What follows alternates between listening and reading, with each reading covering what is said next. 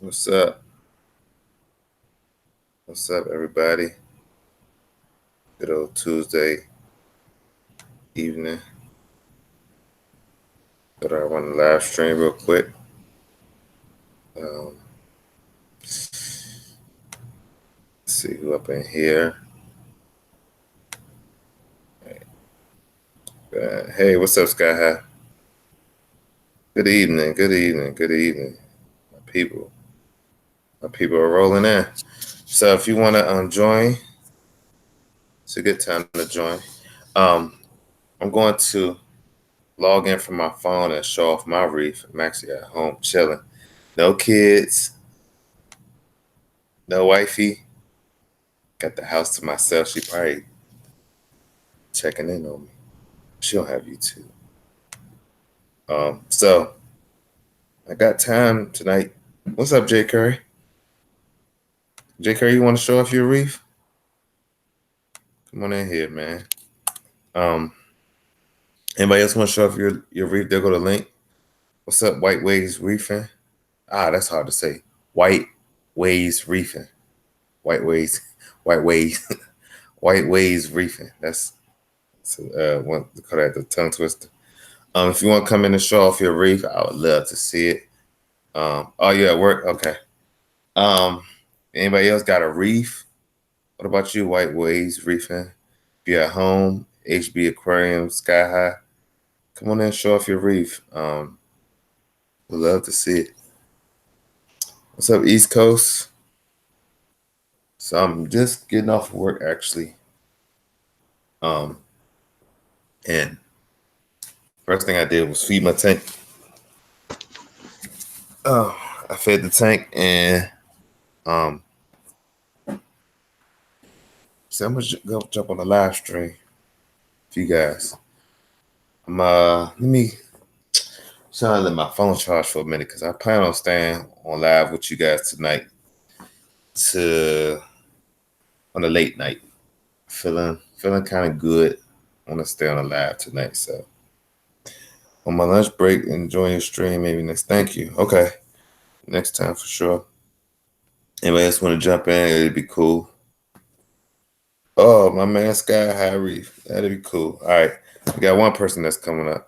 How's the Potter? The Potter's RAS hasn't come out the same yet, which I'm not surprised. Usually when I add a RAS to my reef tank, it takes them about 4 to 5 days. Could be up to like 8 days. Or they just hide in the sand. I don't know how they do it. Like they gotta come out when they're hungry. And I have a lot of fish in my tank. I think I counted up to like 18, maybe 20 at this moment. I got 6 damsels, 4 clowns. That's 10. 2 foul fish. That's 12. Midas blended. That's 13. 3 chromis. That's 16. And I didn't even count the rash yet. 2 yellow coarse wrasse, that's 18.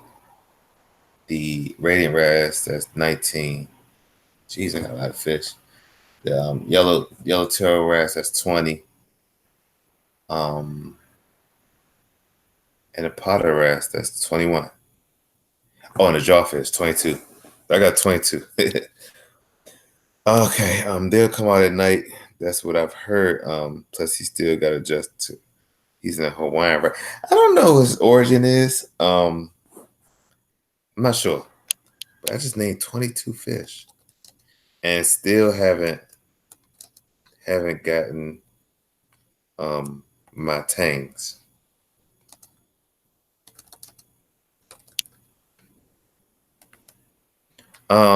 Hey, what's up, aquariums down under? If you guys want to join, the link is right there. It says Google Hangouts. And I would like to see y'all tanks. You gotta have Google Gotta have Google Hangouts to join, of course. And I'm on my little laptop. This is my mini laptop, and it lets me hear you guys without problem. But I'm having a hell of a time with diet times on the sand bed. Parameters and check tank is 3 year old. Um, Brandon Clark. I'm no expert. Don't get me wrong. Um, but just the tank seems very mature, right? Do you stir up the sand, and also do you add any bacteria? Maybe dying those rusty stuff on the sand bed. It's not. Yeah, I mean, you could try stirring up the sand. What I do every week, I take a turkey baster and blow the sand around, stir it up. Also, I do the bubbling method, which will lift that stuff off. So when I do this, when I stir the center with the turkey baster, I have the MP40s on nutrient export, so the MP40s are blowing hard, so it can take it down to the filtration, and then I run the bubbling also with that, and that helps keep my sand bed clean. But it's funny because at the office tank, the sand bed is clean as can be, and he got some big fish, and that joint only get a water change every 2 weeks. So I don't know. Sand is funny, but I stir my sand up. I gotta get it. I like, and that helps me with, especially with the school tank. I've noticed that a lot. What's up, Sky High? Turn your camera a little bit the portrait way. There we go. Yeah, there we go. All the blues on. Hold on. Let me go ahead and present you to everybody so Not sure if you can see it. they can see a dope tank. Hold on 1 second. All right, what we looking at, man? Hey, This is mine. I just can you see it good or no? yeah, yeah. Can you do you have a filter? Like an orange clip? Yeah. You Hold do on that? one second. Yeah, that'll help with the blues because it's looking nice, but the blues kind of drowning out. How's Yeah, that? looking nice. Oh man, what size tank is that? It's 30 gallons. It's an innovative marine micro 30. It's a pretty older tank. I've had it for 3 years now. Okay, nice.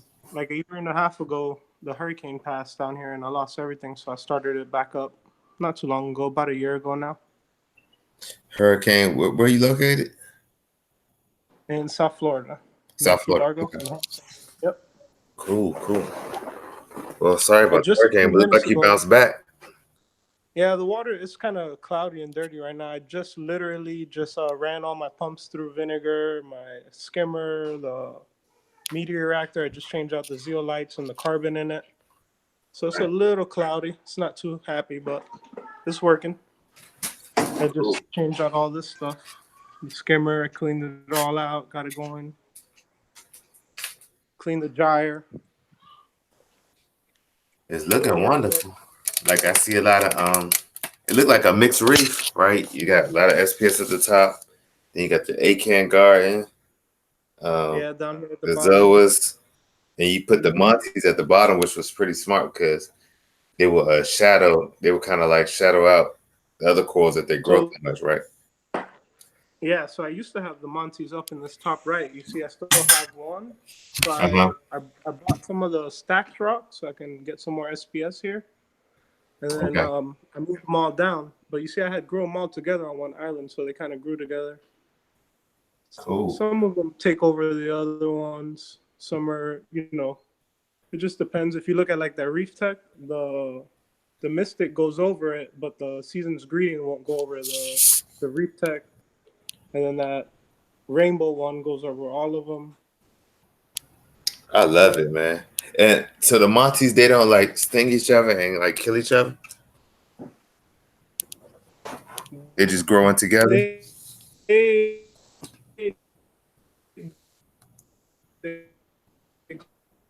You breaking up a little bit. grow over each They grow over other. each other.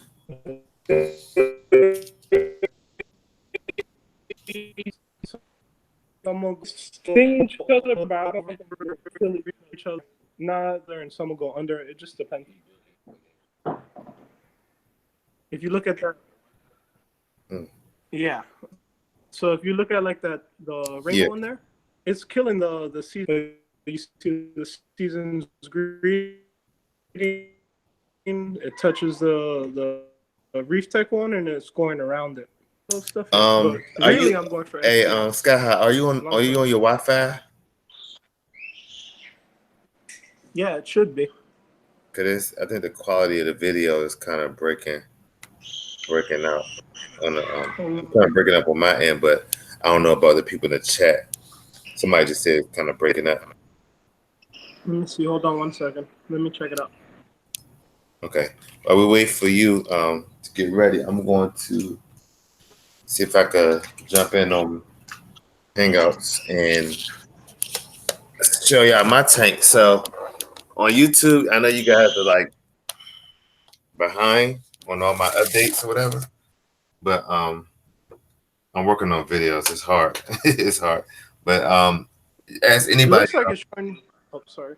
yeah, as anybody else in this hobby, I have my I go through my struggles too. You know, a lot of people don't. I was telling I forgot who I was telling. I was telling Kevin earlier. A lot of people don't post their struggles because there's a lot of scrutiny in this hobby. So, I, I've been doing okay since the move, and a tank move to me is a little bit more stressful than a new tank because you got livestock already that you're hoping not to kill.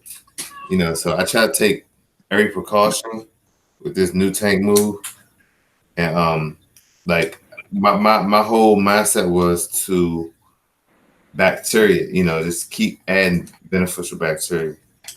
So that was my whole mindset to this. I did take it slow, but then again, I added a lot of fish. One guy left a comment on my Instagram and said, "Damn, I thought you would have more deaths since you added so many like fish and stuff." And I'm like, "Hey, I mean, I didn't. I added like fish when I felt like everybody was getting along, and I had none of these fish chase each other. Like it's really all good." So I've been also thinking about that too, because towards the end of the year, I want to upgrade to a bigger tank and move a lot of these SPS. I kind of want them to grow out here so I can move them to a big tank long term. Yeah. So I've been thinking about that too. Like, do I think it'll be easier for the colony or to move frags? Now with cores, that's tricky. You know what I'm saying? Like especially SPS cores because of the care level of them. But I don't see why not. I see people move from especially so for me, I think I had an advantage because I used some of my existing rock with the dry rock, so I had a lot of bacteria everywhere. You know what I'm saying? Like so, I was add bacteria in the bottle, bacteria from the media spares, and on the live rock. I mean, on the actual rock where my coils was on. So How's the video coming across? I checked the Wi-Fi. It seems connected. it's good now. I haven't seen it. I haven't heard any breaking up, anything like that. Where's my damn filter? I gotta clean up my fish from man. This is a mess. It looks a mess, but I'm still working on plumbing. Like I would. That's why I wouldn't be like a great person to take advice from. So when people ask a question, I'm like, listen, don't do what I do. do what's best for you. You know what I'm saying? Like, cause I can't Well, I mean, advise I think somebody on something that I'm confident of, but I'm not confident enough to say it'll work for you. If that makes sense. So, oh, sorry.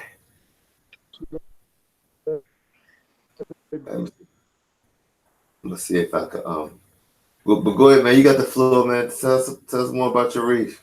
Like, what's some of the stuff that works for you while I try to connect. Go and watch it. Because each tank is what I'm using pretty much all Aquaforest products. Okay. A lot of I people have great success with Aquaforce. I've been using it for like a year now. I dose it with the components one, two, three, kind of the balling method, where everything's the same amount every time. It's not like I dose 10 milliliters of calcium, 2 milliliters of alg, or 6. Everything is the same amount. As my alg drops, I increase all three, and it kind of works that way. I also use zeolites, so I dose their probios. I dose the Aquaforce Energy, the NP Pro minus, keep phosphates and nitrates and all that kind of stuff low, and it works. It's supposed to be an ultra low nutrient system. Hold on 1 second. Hold on 1 second. Mm-hmm. Okay.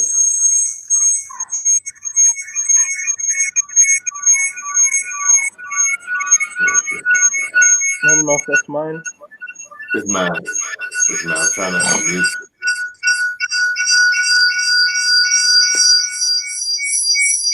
Sorry, y'all.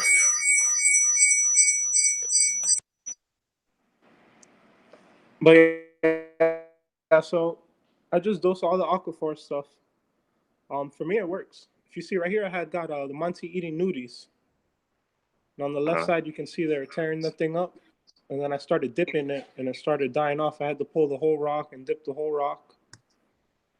And that was like 2 or 3 weeks ago. And then yesterday, I saw him up here on this forest fire. So I pulled that rock and I dipped it, but I got some nice corals on that rock, so I was kind of scared. I didn't want him to die, so I kind of just put it in a bowl and use the squeegee to put the dip the liquid on it, Mm-hmm. and it killed a couple of them. But since I have so many Monties, they're in there. But I'm just slowly trying to take them out. I'm thinking about getting another fish, but I don't have a lid, and every fish I buy, aside from these two clowns, have jumped out and died. Wow. Yeah, I had a clown jump out before, so I know the feeling.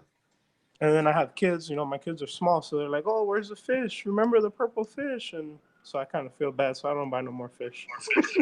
Yeah, that's funny you say that because I had the same thing happen to me with my boy.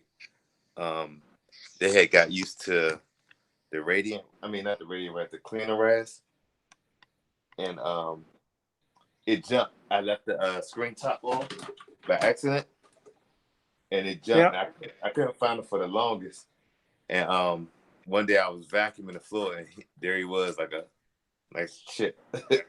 So yeah, yeah. I had to I've been explain to thinking him, about like, getting the captive bred biota mandarins. I've been thinking about getting a okay, pair of those. oh, that'd be nice.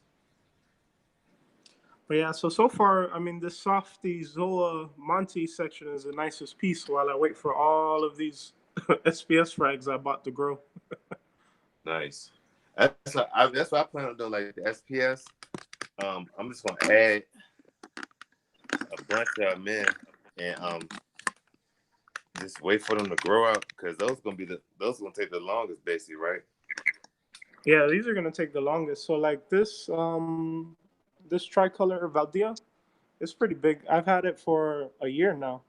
But so the first year, I didn't have an RODI unit, and I was just literally making water. I'll be honest. And then I got the Hannah checkers, and my ALK was like 14. I had ran 14 ALK for at least like a year and a half, 15 ALK, and everything lived, but nothing really grew. So once I got the RODI, I realized it was the tap water I was using. Oh, Ever since so then, this thing has tripled in size. Like if I show you a picture from 2 months ago, it was a quarter of this size. wow. And now today I checked my Alkis at 9, which to me is kind of high. Running the zeolites and the aquaforce, they kind of want you to be closer in the sevens, closer to 8. So I just lowered my dosage today. Okay. Hopefully, slowly over time it'll come back down. I want to get closer to about 7.9, right at the 8 range. But I don't know if you can see, but that blue one, the Oregon Tort, I don't know if it comes out in the video, but I think that's the nicest one. Hmm. And I got a lot. I got the Walt Disney up there. I got Pink Lemonade, the Miyagi Tort. I got the bubble gum. I got this Rainbow Millie. I got Paletta Tricolor, the Paletta Pink Tip in the middle, Christmas Marabellas, Blue Stag. I don't know if you guys can really see it, but they're nice. That one right there is the Reef Gold Tort. That one's the $500 F-Low. Didn't You cost that bought much. that one for $500? Definitely not. That's the name of it. Oh, I would say. No way. The most expensive one I got, believe it or not, is this one.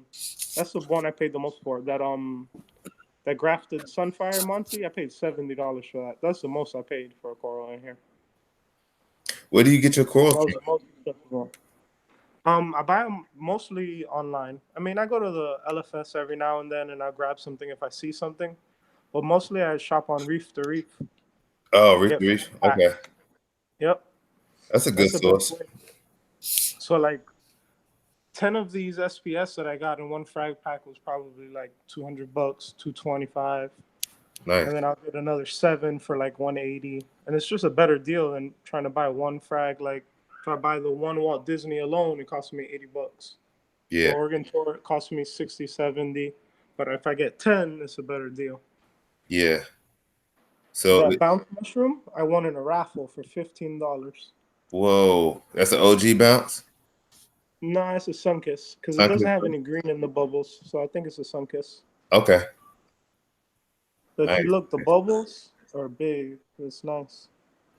Why do you is that it look like it's half? I can't see the whole tank. It's kind of like medium. It's small. Okay, I I'm thought it was using kind of high up on the tank. What do you got, the Hydra 52s? it's high. It's a big top stand. Okay, I see. Yeah, it's a Hydra 52, Cool, cool. but it's not the HD. It's the older one. Okay, shoot, they So work, like but it looks everything, good. yeah, everything here is. I got nice stuff, but it's all was done on a budget. Yeah, that's how I want to buy my corals too, on a budget. Like I like buying packs. That's why Yeah, like it's better even to buy for pack. me, like the whole Reefer Palooza and stuff like that, it doesn't that doesn't that's not to me economical. It's good because you don't have to pay for shipping or whatever if you live close. But most of them gonna be jacking up the prices this weekend. So I went to the Florida Frag Swap like 2 weeks ago, and that was my first time going to any kind of reefing event. Hmm. And I found the coral prices to be way better. So I had never been, so I wasn't really prepared. But Hmm. like I got the ASD Rainbow Millie. I've been watching that one online forever, and it's like $100 frag, and I got it for $30. And they had other really nice millies. They had the Sunset. They had a pink Cadillac there, and the dude only wanted $40 for it. Nice.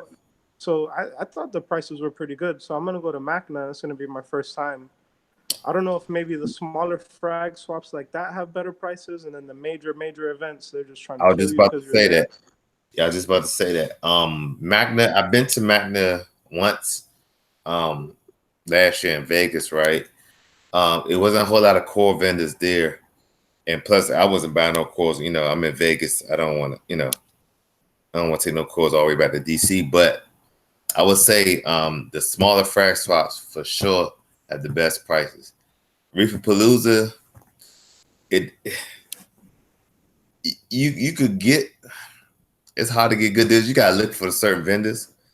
But like that Florida frag swap you was talking about, you probably got good deals because it's not as a big event as Reefer Palooza. Because if you think about it, these guys pay for a booth, for a table is like $1,100. So they're trying to make their money back plus some, and most of them do.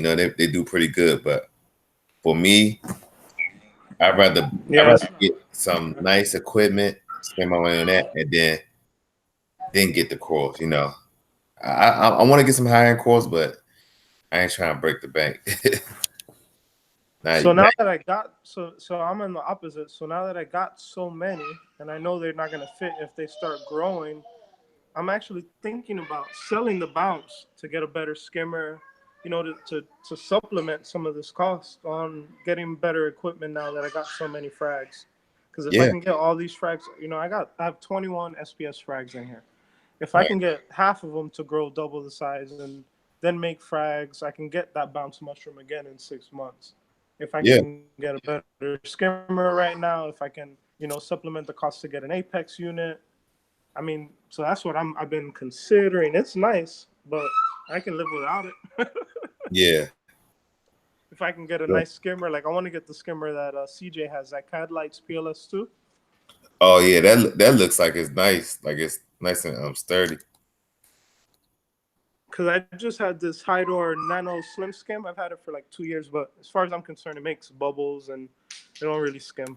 I never have to clean the cup, so I don't really like it. And then for this probiotic method, I'm supposed to have a really good skimmer, but that's Mm. not the case. See, I got a little algae on the back wall there. That's because you using Aquaforce salt too. Yeah, I use their probiotic salt.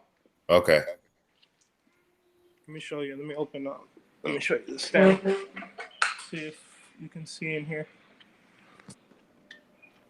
So I use that salt right there. I don't know Hmm. if you can see it. I dose this stuff in here. I have some more in the fridge. Their little bottles. I use their carbon, their Zeomix. That's what I use. I use Hannah checkers. If you see from Eat Sleep Reef, I cut the back off that Jabo doser and put it on the wall. Okay. Sweet. Sweet. Yeah. I also did the DIY Voss dosing bottles. I have 4 of them back there.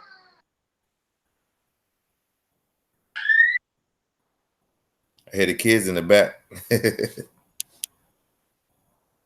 Yeah, letting, they're ready.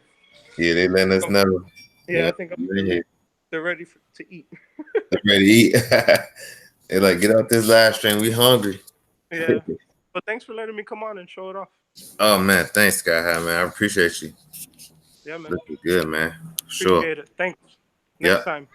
Thanks, Sky High. Yes, sir. All right. That was Sky High Reef, y'all. I go check out his page. He has an Instagram also, Sky High Reef. Um, yeah, that's a Nano E46. He's a Innovative Marine 30 gallon, and they say 30, but they're not 30 gallons actually. It's like 20 something, 22. I remember I remember when I had to do a water change on the lagoon, and it's the lagoon 25, so I was thinking 25 gallons. That thing may have hold display water about 18 gallons and maybe another 2 gallons for the back. So it wasn't on 25 gallons. So don't let these companies fool you in thinking it's when they put the number beside the name, because it definitely wasn't no daggone 25 gallons. But no, 150 is 150. And I got like an extra 30 gallons for the sump. So it's like 180 water volume. So I couldn't show y'all the for some reason the daggone tank um it was it wasn't rotating right. So sorry you guys. Can't show y'all my tank, but maybe next time. Let me see if I can show you on the laptop. Maybe that'll work. I got all the blue lights on right now, so I'm gonna have to add this clip. All right, there we go. So I got the orange clip on. Let's see if you can see the tank. Oh man, that's hard to see.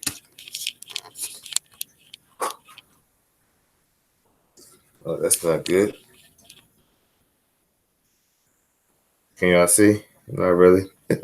I tried. Well, that's what's going on here. That is what's going on here. Um, I can tell you everything's going good. The potter, like I said, the potter rat hasn't come out. Fish, adding fish is always the nervous part of the hobby. I'm hoping within this month, was it June? This weekend I'm going to New Orleans for my girl's birthday. Then the weekend after that weekend I'm going to Florida for Disney World for the kids. And we're gonna be gone all that week to 4th of July. So I probably won't be adding anything to the tank until after 4th of July.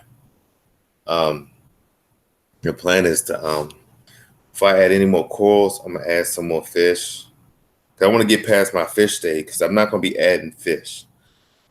Once I get past all my fish, like I plan on getting 2 more wrasse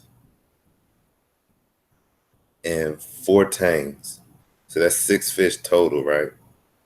So that'll bring me up to about 28, close. I'll probably have close to 30 fish in this tank when it's all said and done. And I'll be done with fish, right? I'm still undecided. Like I want to do either four tangs or 3 tangs and a copper band butterfly. I'm kind of torn. I think I want to do that copper band butterfly, but I don't know. But the tangs and I need aggressive eaters, and all my fish now are aggressive eaters. They go after it. So we'll see. What's up, Budget Aquatics? Congrats on the baby. What's up, Mad Dogs? So yeah, just I know a lot of people. Oh man, your tank looks wonderful. I'm Sky High. I just wanted to come on here and chat with you, good people. And Mad Dogs, you want to join? I know you got the it's probably pretty late over there. I know you got the which kind says you got a new Goby. Vicky says you got a new Goby. Blonde nasal tank. Yeah, I love that blonde nasal tank too. They get really big. Who you want? Nobody, just me, producer Reef. Just me. That was Sky High Reef though. That just left. The new killer Goby. Oh man, Sky Mad Dogs, man. I would never forget that video, yo. That's like my top. I'm gonna do a top. You know what? That's gonna give me. That's my next idea for my video for a video. I'm gonna do out of the past 3 years or so. I'm gonna do my top 5 videos. And a spoiler, y'all. Mad Dogs Reef, Mad Dog TV. That Goby eating that clownfish is a top 5 video for sure, man. I would never forget that. I hope he don't never delete that video. But I'm gonna definitely add that to my top 5 reef videos of all time. I have another one that's in my top 5. So I'll give y'all 2 out of the 5. Mr. Saltwater Tank. When Mr. Saltwater Tank had to catch that 6-line wrasse. I don't know if you guys saw that video. He was the 6-line wrasse was in his 90 gallon, I believe. And when he caught it, he celebrated. He like ran out. And what's funny was I did the same thing when I caught my my yellow tank out of my old 75 gallon tank. And I was celebrating because the yellow tank was just beating everybody ass. So like yellow tanks are mean, y'all. Yellow tanks are mean for sure. Hey, what's up, Death Mage?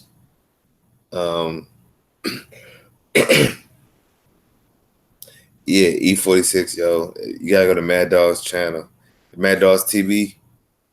Yeah, his Goby ate a clownfish, yo. That shit was so funny. It was funny, but like I was like, what? That was the craziest thing I ever seen in my life, yo. As far as reefing. That's my top. It's one of my top 5 videos of all time. Nobody has touched that one yet. Yeah, for him to get it on camera was even amazing. Like people don't understand, like capturing stuff on film. To have the wherewithal to see that happen. Or I guess he felt it coming on. Hit record. Man, never seen nothing like that before. Yo, that mad dog must have he must have pumped that goby with some steroids or something. Yeah, I'm sorry. Yeah, I don't mean to laugh at your pain, man, but that goby was a savage. that goby was a straight savage, yo. And ever since then, I stayed away. I seen that goby in the store too. I was like, hell nah. Not the mad dog goby. That goby was on some damn steroids, man. Yeah, man. Should link it in here. I don't want to leave my channel, but yeah, I'm gonna definitely shout my guy Mad Dog out for that one. That's a great video. Okay, who's up in here? Where's Kevin E&H Vlog? I need a roll call. What's up, O? Come on in here, man. That's my pot, man. O is my partner in crime. Reefing with O. It's my guy. Join the hangouts, man. I know you're just washing dishes right now, O. Tell us what you got going on with your tank, man. The gym tank. Dude, I was at House of Tropics, which is in it's close to Baltimore, Maryland. The actual town is called Glen Burnie. And I go to House of Tropics all the time. I love that store. It's like a Walmart for LFS. It's just huge, yo. But anyway, they had so many gym tanks in there. And it's funny, it's funny that I'm glad that the gym tank prices are coming down and down. I've seen the lowest one I've seen so far is $450. Now this tank used to be a $2,000 tank for a couple years. Then it started coming down to like 800 or like 1,000. It stayed at 1,000 for a long time. Then it came down to 500. Now it's like now I see one for 450. And I like them like a baby. I want all baby tanks. I don't want big fat gigantic tanks, especially for my new build. Because when I plan on adding my tanks, I'm gonna do all of them at the same time. And yeah. Check the Gobi died? What was that? That's the link, y'all. Mad Dogs linked it right there. Oh, the Gobi died, Vicky? Oh no. Well, he probably died of eating too many fish that wasn't nutritious enough. House of Tropics is a great store, but it's 5 hours away from me. Yeah, that is true. House of Tropics is far. Well, it's only an hour for me, but I believe it's definitely far for you. Budget Aquatics. We live in Pennsylvania. Oh man. What did Jack do? How he died? Did he jump out the tank? Oh.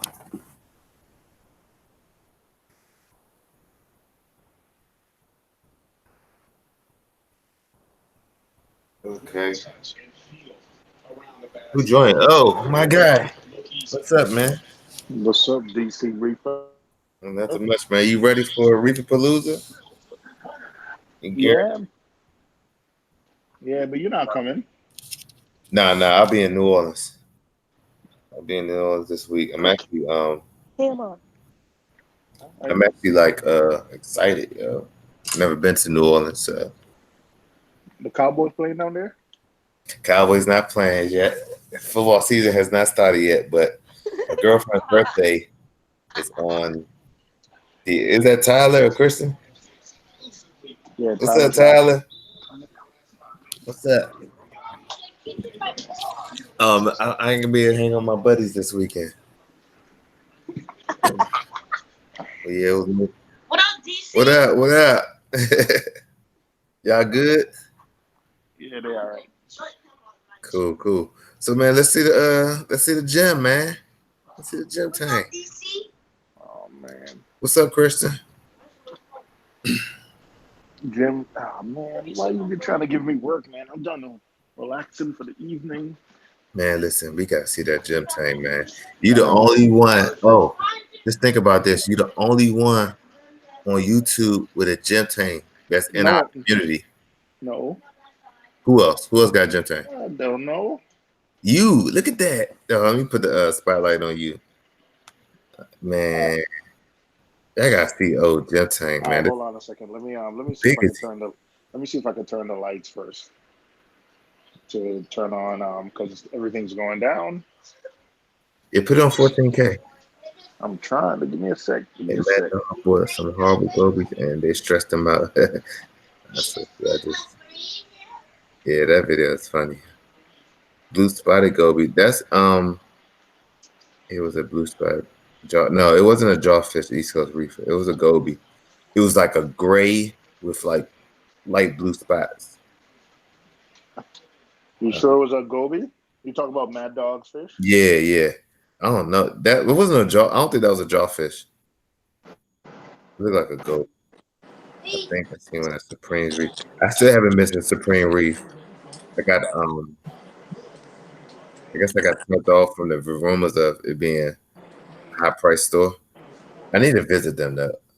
We'll take the bike. Yeah, because I've been doing all my if you guys have been checking out my little quick trip LFS tours, I just posted one on House of Tropic. Prior to that, I posted one on Tropical Lagoon. So the next one I probably hit is um it's called Reef Escape.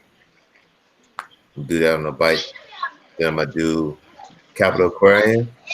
Then I'm gonna do Blue Ribbon Koi. And let me think. I can do Congressional, but Congressional really don't have a lot. I still like going there sometimes. But yeah, I'm gonna bring all y'all to LFS tours of the DC, Maryland, Virginia area. It was the Yeah, blue spot goby. So it was okay, the blue spotted goby. Okay, because they got a blue spotted jawfish that's expensive. man. Yeah, Brandon Clark, Blue Ribbon Koi. Blue Ribbon Koi is I hate to use the word favorite, but Blue Ribbon Koi is definitely one of my favorites. Because Blue Ribbon Koi has the best corals and fish. Um, Fantastic got ooh, Fantastic is good, but Fantastic is far. And okay, oh wow, look at that. Okay, I'll shut up. Hey, what's up, Tyler? Tyler in the chat box. Shout out to Tyler Seymour, my guy, old son. He's in the chat box, y'all. Okay, you put some corals in there? Yeah, I got some flags. Oh man, Still, you been holding out, man. I I don't know what's. Oh well, the tank's still relatively new, and I ran out of frozen food, and I started feeding pellets, and Mm-hmm. I don't know what happened the last 3 days. Just the rock has this dusting of algae.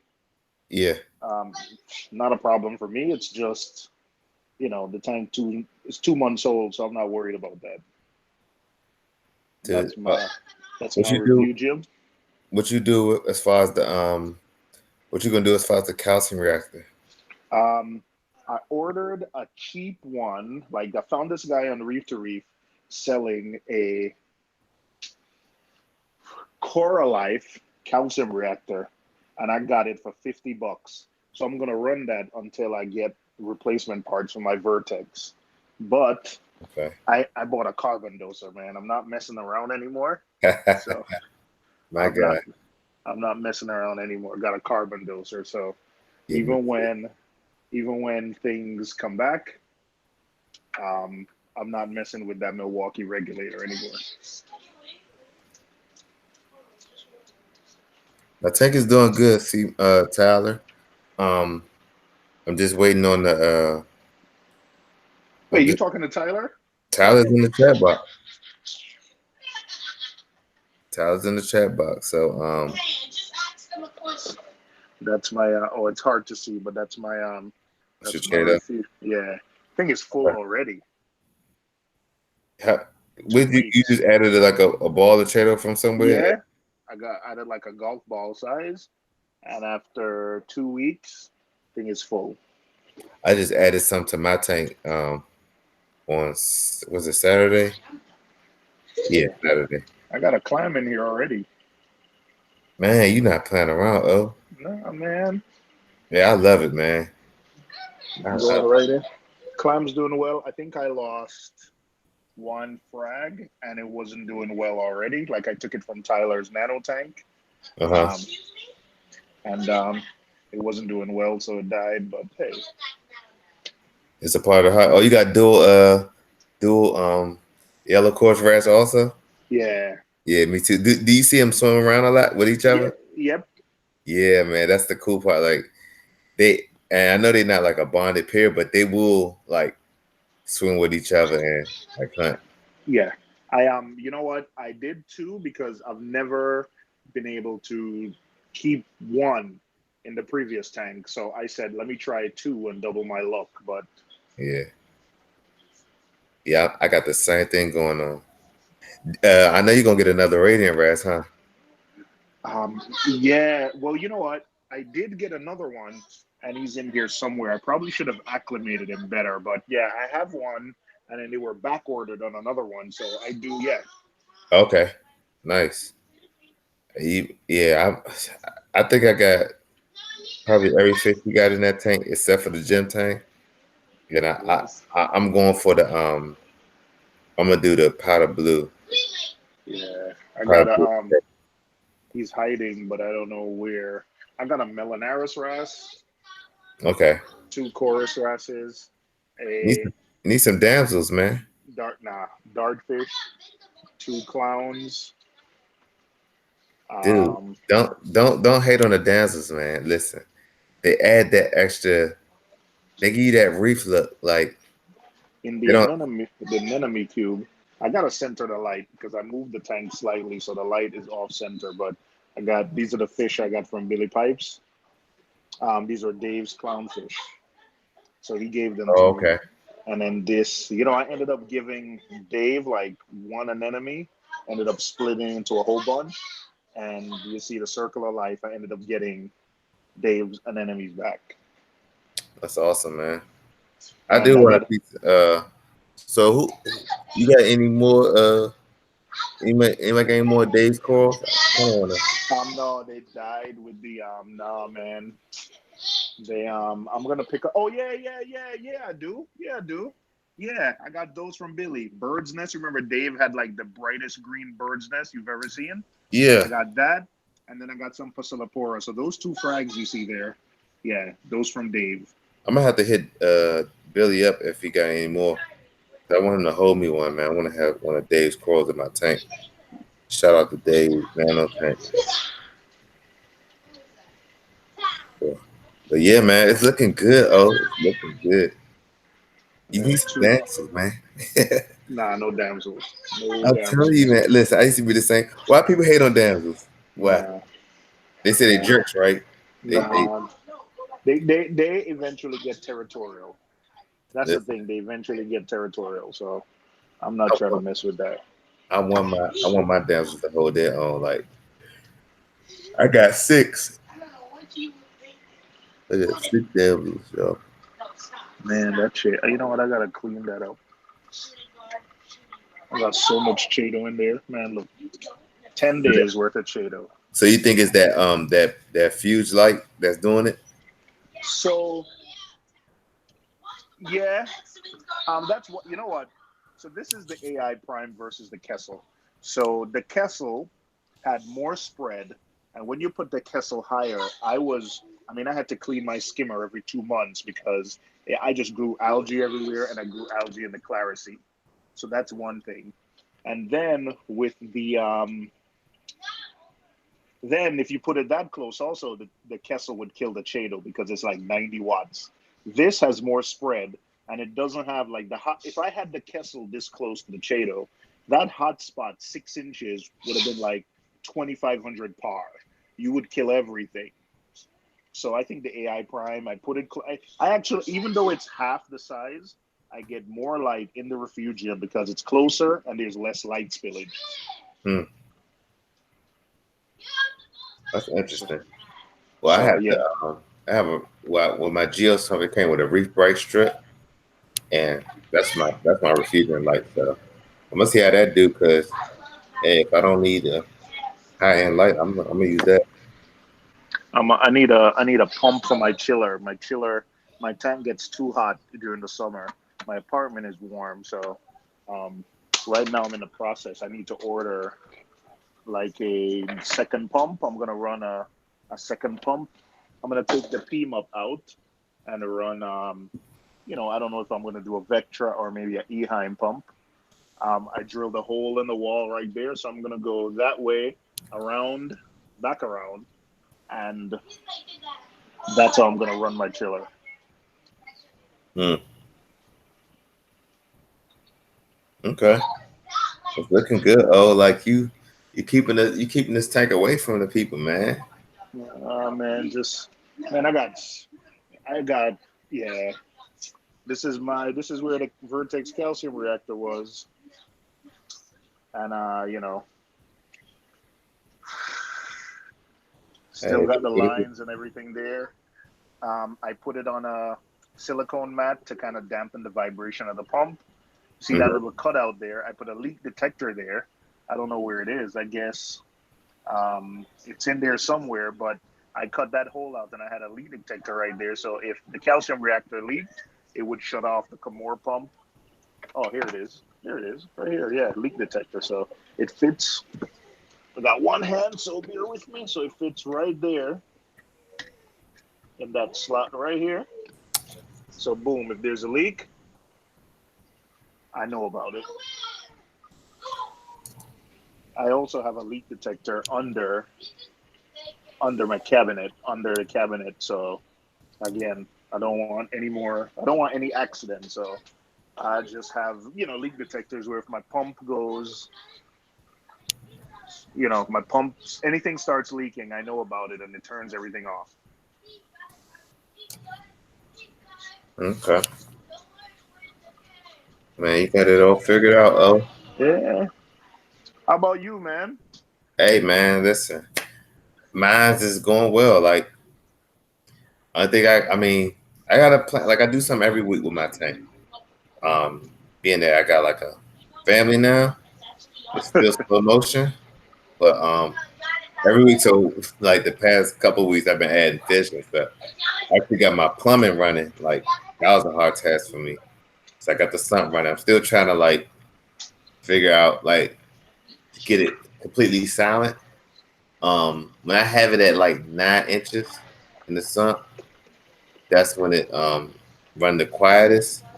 Um, but then I don't want to run my skimmer that in that 9 inch water. So think about just getting a skimmer stand because I like having a quiet tank. Like I never had that before.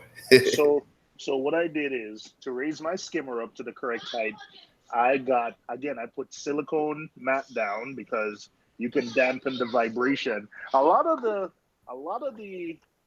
sound you get with AC pumps is it vibrating against the sump. Hmm. So these little oxo silicone mat that you get from Bed Bath and Beyond, you can get them from Amazon or anywhere, but they're cheaper at Bed Bath and Beyond. So I got those. I built a little skimmer stand from Egg Crate, and then I needed to raise it up a few more inches. So I just went to Home Depot and bought some tiles, and literally bought some tiles and put some tiles there and put them on top of the tiles. And that's how I raise my skimmer. You could go and buy, tiles, or you could get the tiles for a couple of bucks and just buy enough of them to raise the skimmer to the correct height. You don't have to worry about cutting anything, and you could get tiles, um, for like a couple of bucks. And if you need them to cut them to a certain size, they could cut them right there in Lowe's or Home Depot. Okay. Yeah, I mean my plan is for the tank is to so my next step is to so my motor for my Clarity was defective and they sent me a new motor. So I'm planning on getting that hooked up this week I'm going out of town, so I'm hoping like when I get back from in town, I want to add my Apex to the system. So I want to have all that hooked up. That way, I can have the automatic feeder hooked up. Everything on the Apex hooked up. You don't have your Apex hooked up yet, man? Nope, nope. Just the power strip. Man. Power strip. That's it. So I really want. I honestly, I probably won't need my Apex until I get that Trident. That's when I'm gonna really need the Apex. Other than that, You and this Trident, man. All right. yeah. You the tech guy too, man. You gonna get it. Hey, I'm not. Listen, man. I have no. Like I said, I don't have anything worth protecting right now. So for right now, my answers are no. But I can say if down the road, it's not going to be a yes. But for right now, it's a no. Okay. Understood. I mean, like I said, I think I've been on that. I've been riding that wave. I was talking about the Trident last year. Like I knew it was gonna be a game changer. I didn't know it was gonna be such a craze though. Like that surprised me. Like it's like I went to my LFS and I was asking about the Trident. He was like, "Yo, I'm only getting." He said they're only sending me one a month. Yeah. So Yeah. I said, well, put me down for the month of November. Yeah, I'll pick it up. You have a Senai DC? No. Man, so my Senai is in there, and you know what? A Senai costs $200, and we all know like it's good for par readings, but this is one of the ways like a Senai comes in handy. So when your tank is cycling, you can buy a slide where it monitors ammonia, pH, and like dissolved oxygen. But when your tank is cycling, to know exactly where your ammonia levels is important. And that's one of the reasons I was, like 2 weeks after I had the tank up, I went out and bought the gem tank. I had it after 2 weeks. Well, less than 2 weeks if I think about it. But one of the reasons I was confident in putting, the gem tank in like a newly cycled tank is because I used Dr. Tim's and also because I had my Senai. So, if the ammonia ever spiked or something wasn't looking good, it would have alerted me. Like I have it set up to get alerts and everything. So I like my Senai. It's only $200, but it definitely comes in handy. Not only for measuring par. And of course, speaking of par, you see my light kit? Nice. Yeah. Nice. I like looking clean, man. I like it. It does look clean. Well, my boy hooked me up, So you gonna add another Radeon on that, or you just gonna go with 3? You know what, man? I got 3 structures. I don't know when stuff grows out. Who says? But for now, I think 3 is good. I think good. I think it's off a little bit, and I got to zip to clean that up. But yeah, I think for now 3 is good. Okay, cool. And that's what size tank is that? The gallon rate? It's a 4-foot. I think this is the Red Sea 350. So I think the display is 72 gallons, but I just say 75. Wow. And you got a whole gym tank in there, huh? Yeah. Oh, that's why that's why this yellow tank is living in. I'm actually I found somebody to take that yet, but that's why the gem tank is in the small tank because the yellow tank is in the small tank because I didn't want him fighting with, my price position. You gonna sell the yellow tank? I'm gonna give it to I found somebody who's gonna take it already. You interested? Are you interested in the yellow tank, DC? I am. All right. What size is it though? Is he small? He's a small guy? This is a 10-gallon tank, man. Yeah, see, that's the size I need, man. Yeah. I'm gonna have to come to New York and grab them for you. And then here's my little equipment cabinet. Only 2 of my not cabinet, but my equipment area. Yeah. 2 MP40s running. The other one is on the back glass. It's not running right now. But this is my breakout box, and I love this. This guy, Autonomous Aquatics, on Instagram. So a breakout box from Neptune Systems costs $40. I got $60 for this. and I've programmed it. Just plugs into the breakout box section of your tank, and man, I love this. Like, this is what we call the O snap switch. So if anything goes wrong and something starts leaking, they just flip this off. This turns off all the pumps, the skimmer, everything, and just keeps, like the red one obviously is the danger, shuts off everything. But this shuts off the skimmer, anything that sends water outside of the tank, it shuts it off and keeps the power heads on. So, if you see something starts leaking, they just flip this, it turns everything, but just keeps the internal power heads on so everything stays alive. And then wherever I'm at, I'll check on it, tell them to turn it back on. But this is the kill switch. This just kills everything. This is like, oh man, something's going bad. It's the oh shuck switch. Boom, and it just kills the entire tank. Is that like the Mr. Water Tank? Oh, yeah. My kids is right here, but yeah. Yeah, so that's what that is, man. I like it. It's good. So they know, like, hey, Red, something's going wrong, Dad. Just flip this off. And then these are programmed for different things. Like, this is my regular feed mode. This is, I want to feed the corals mode. This is when, this red button is for when I want to do, like, maintenance. So it turns everything off for 1 hour and then turns it back on. So, 1 hour is enough to do a water change. And I forgot what I programmed. I forgot which one is which, but this is nice, man. Like a breakout box, it's nice. I mean, it's on blue light now, so you can't see how cool this is, but this thing is cool, man. And just like I said, stuff on Instagram, like making a lot of I like the guys that's making these 3D printed and making these things. Yeah, this uses all the switches on a breakout box, but the guy can make one for you with only 4 switches and then gives you a terminal for you to plug like a float switch in or something else. So I elected to get the one where it use it because I'm not going to use a float switch. I have an FMM, so anything I use a float switch, I'll just get an optical sensor. So for instance, in my skimmer cup, I got an optical sensor. So if my skimmer overflows or fills up to the top, it shuts off the skimmer. So I don't need to use, you see it's right there. That's a Neptune optical sensor. So I don't need, this is zip tie so it doesn't fall down, but I don't need float switches. So I elected, the guy Autonomous Aquatics. I just told him, hey, I just chose the one that has 4 buttons and 2 switches. So I'm good. I'm happy with this. Yeah. Once I do need the Apex for one more thing, that's the auto top off.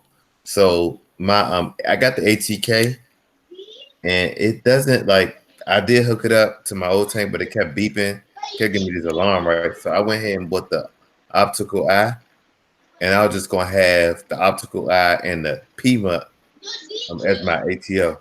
What you think about that? You with the optical eye from what? From Neptunes.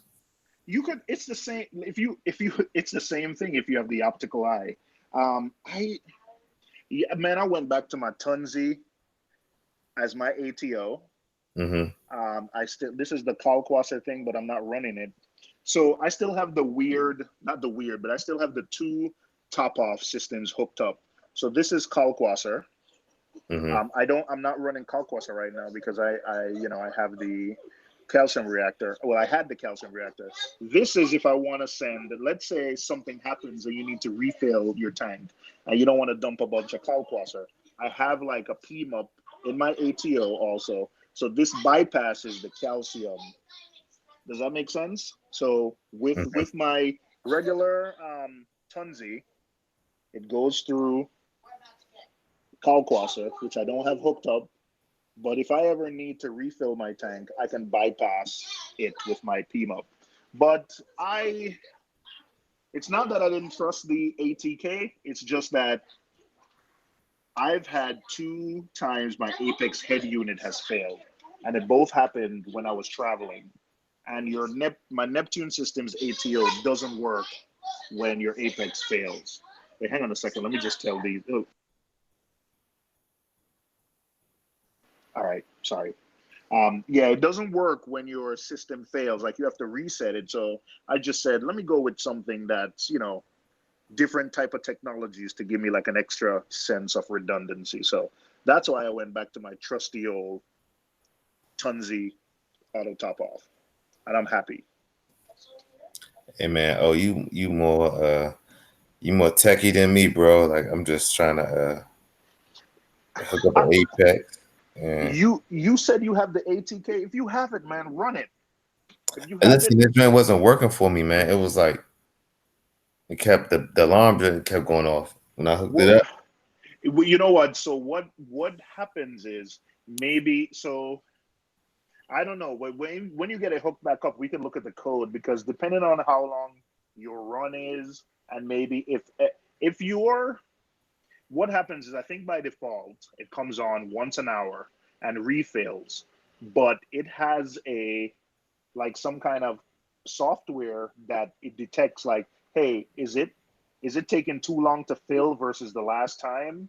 Um, like maybe you have to change the code to like, maybe give it more time instead Mhm. of like shutting off after 5, 6 minutes. Maybe it's 7 minutes. Maybe one of your optical sensors wasn't working, so it kept. There's a bunch of things that could happen. Maybe what happened one time. I was working in my sump and I not triggered, but my hand bumped to the mechanical float switch, and Mhm. if it keeps pumping and water's not going in, it's gonna beep an alarm. So I think you just gotta, if you already have it, man, try it again and Okay. maybe see if you could just mess with the coding a little bit. You know what I want to use the other optical. Like say I hooked the ATK up, right, and then the other optical I use that as a backup. So if it like put that I guess below the the the ATK sensor, and if Yeah, that goes off, have the P is it where I can have the PMUP fill it up? Like will it you, work for both? you could. So the way I have mine hooked up is I had this. I used to run the ATK. Well, right now what I have is I have one my skimmer cup, and then I have another one in my ATO container. So if my ATO container goes below 15%, it turns an alarm on. It doesn't turn off my ATO. It doesn't kill it, but it alerts me. A light comes on and I get text messages that says, "Hey, your ATO container is low." So I'm good with that. But yeah, you could set it up. Add optical sensors where if your sump is too low or your sump is too high.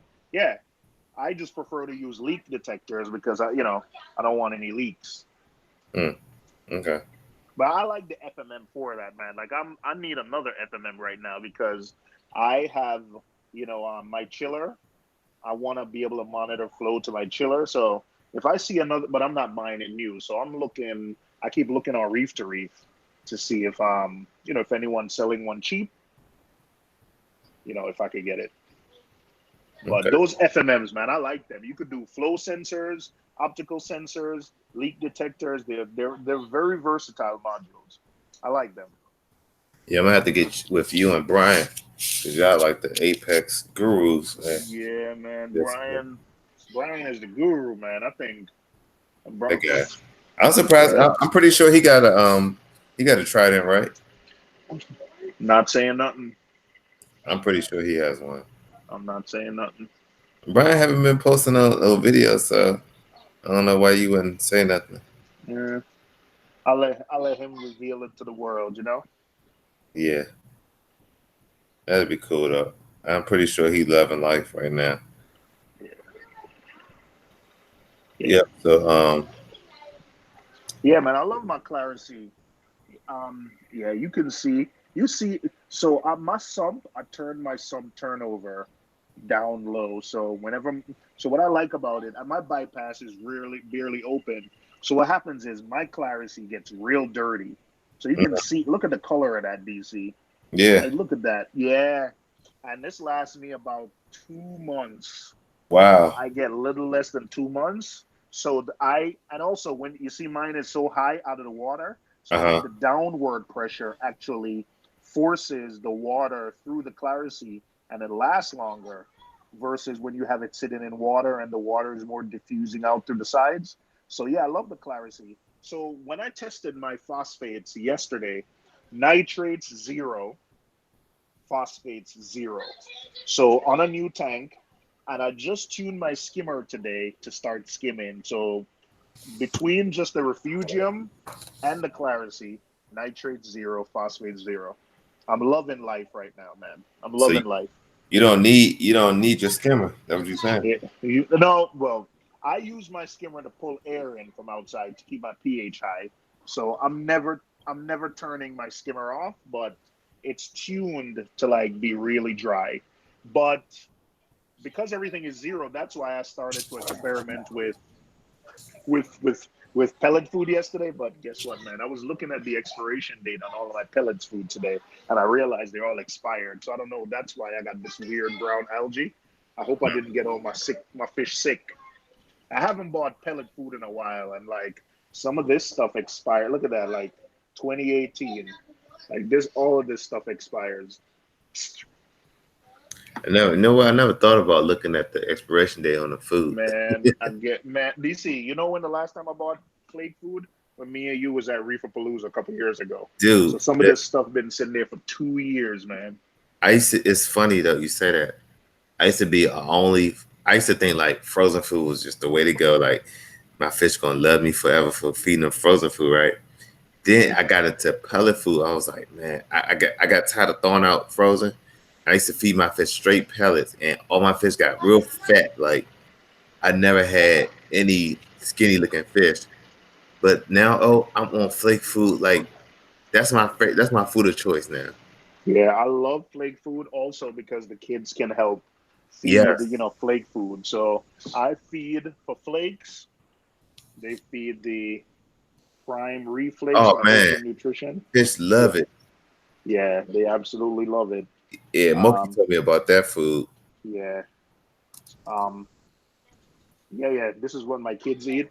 Of course, you got to be careful with it because what I've also noticed, it started getting clumped because the kids, and then what happens is they put their wet hands in it. So Yeah. just, I got the little feeding ring from two little fishies, and I taught Silas and Caleb how to put the food in the ring. So when they feed it, they know to put it in the ring. That way, I keep my I keep my MP40s on, and I keep all the filtration running. Because some fish don't get to it as fast, and I don't want to go into the overflow, so the ring can kind of keep it there until like the flow will like I guess cover it with some water, and then it'll go underneath. But I don't never have any food going to overflow, and all my fish eat like they eat good. The only thing with yeah, pellets is all the fish won't get the pellets, and sometimes it'll sink and hit the sand bed before it get eaten, and that'll cause algae problems stuff like that. yeah. So I need more snails. That's one thing I'm lacking here. But my sum turnover is so low that I just dump a bunch of food and it actually stays in the tank for a while. Like I'm not worried about that. Why don't you try some like some cleaner shrimps? They get that food off the sand bed. I should. I just have some snails. I just have snails. The last time I had really good luck with red-banded troca snails, and my fish store didn't have any, so I tried turbo snails. The thing about turbo snails is, oh man, they just can't flip themselves over, so Yeah. they just die. Yeah, so I need to place like an order of red-banded troca snails. I'm saying, man, I got Marquita. We went to Reef Smart, and she kind of fell in love with the red fire shrimp, and they were Yeah. and Frost Corals was selling it for $25. Oh man, see those? I love those things, but they're And way more expensive than and she cleaner got shrimp. the $25. Those things are usually like 50, $60, and she bought two of them. So now I have four fire shrimp and two cleaner shrimp, and nothing like and I got a pistol shrimp in there, a bullseye pistol shrimp, and nothing hits the sand bed. Like them shrimp, they go after it, man. I'm gonna Yeah. do a video, like a IG video of them like hitting that sand bed hard. Look at that, DC. Look at Look at that. that tang, man. Yeah, That bad boy is beautiful. I love it Oh, forever. Look at that. You see that on the back of the tank? I was experimenting with Aquascape. Man, uh-huh. I went to Home Depot and I got some JB water wells.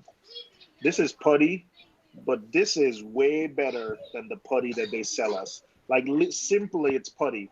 And if you're looking for this, they JB Waterweld JB has a bunch of different ones, but look for the one that says for potable water. That means it's, you could use it for food grade. But I just took a little piece of this, put it on the back, like, use something to hold it up for 20 minutes. When this thing hardens, it's like steel. This was $4 for this, and it's way better than the one we get, like I'm just gonna say two little fishies on the other ones, but the JB Waterweld. When this thing, like, I think I'm gonna have to chisel that off the back of the tank when it's time to get it off. Like Wow. that, it's like steel when it hardens. So this is way better than the stuff we get sold in the hobby. So you could use that underwater and Yeah, it gets hard. Wow. yeah. Look This at that. fully hot. It starts curing in like 5 minutes, and I think they say within. I forgot they gave the timing, but yeah, this thing is like crazy. Wow. I did that. I did that underwater, man. Well, Uh, I put it in. When I was doing a water change when I did it, and then uh, within 20 minutes, like I was filling the tank back up, and yeah, See, that's the thing with me. Like I'm so I change stuff a lot, like Aquascape, and if that joint permanent like that, I'll be mad if I'm not happy with it. So I'm definitely like I never unglued my rocks. I always stack them like, like prop them up on something. I never ever glued any rocks together or putty. Like I see how CJ, like he will take that aqua stone fist and glue his rock together, whatever. Me, I was always changing stuff around like within the first couple months. So I would never like I always stack my rock. That's why I like the KFC live rock, the life rock, because it stacks and like you could kind of almost wedge together, and it takes some force for it to like crumble, whatever. So that's one of the things that I didn't want to do with this tank. So I said I wanted lots of open space and I wanted lots of flow, and I'm not gonna mess with it. So that's why I took care to like create zones. So you can see, let me move this. I know it's getting blue, but you see the flat place on top. Like I hmm could put SPS, and then I created some little shells where I glued this stuff where you can get LPS that's shaded. And I did that on pretty much every structure, and still left some space to glue some other stuff. Like this is a little, but I don't want to mess with things too much. So the first level, top levels are all mine for my SPS, and then my wife gets, you see, she already got her Euphilia. She got yeah, Euphilia on the frag rack. So the lower level is hers. And you know what? The last time, when I was putting frags on the sand bed, it got messy in the last time. So my idea now is to buy these really flat pieces of hmm like the Marco rock and just yeah, put them on the sand bed and then glue the corals on this. So by the time this gets covered, like these are Gonapora. This is going to be my Gonapora garden. That's going to be my Euphilia hammer garden. That's going to be my frog spawn garden. So by the time that stuff gets covered, you're not going to, it's going to look like they're grown on the sand bed. This is going to be my Acan garden. So you know how Greg has his Acans like really looking nice. I'm hmm I'm gonna, you see that? Yeah. If you didn't have algae on it, you couldn't tell that that was a piece of rock coming out of the sand. So that's where I'm gonna put my Acan. So yeah, I don't want to. I don't think I'm gonna be changing aquascapes. I think I'm gonna keep this aquascape.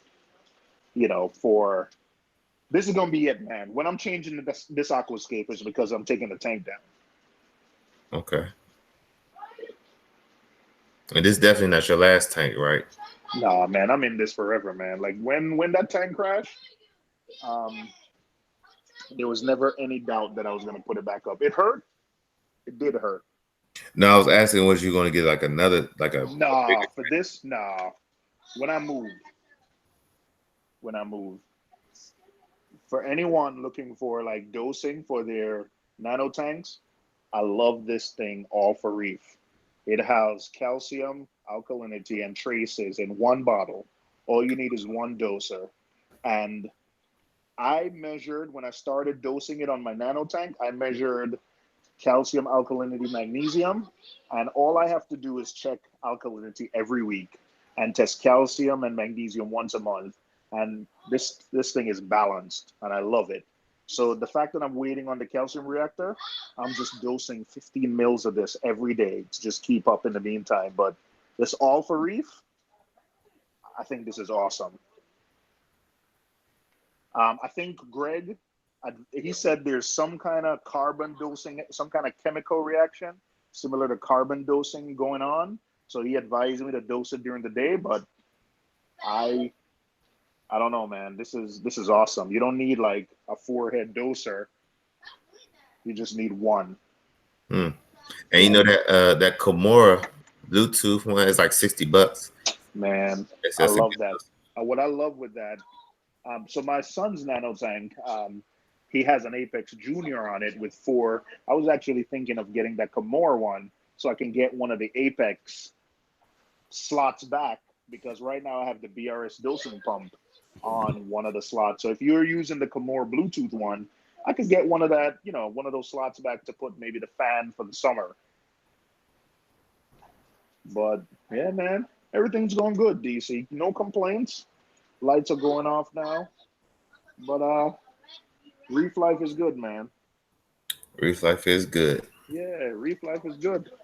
I'm definitely happy with, like I said, I got all the equipment I need. The most exciting part is adding the fish. What's the most nerve-wracking part too? Like when I plan on adding my tangs, which I'm at maybe 4.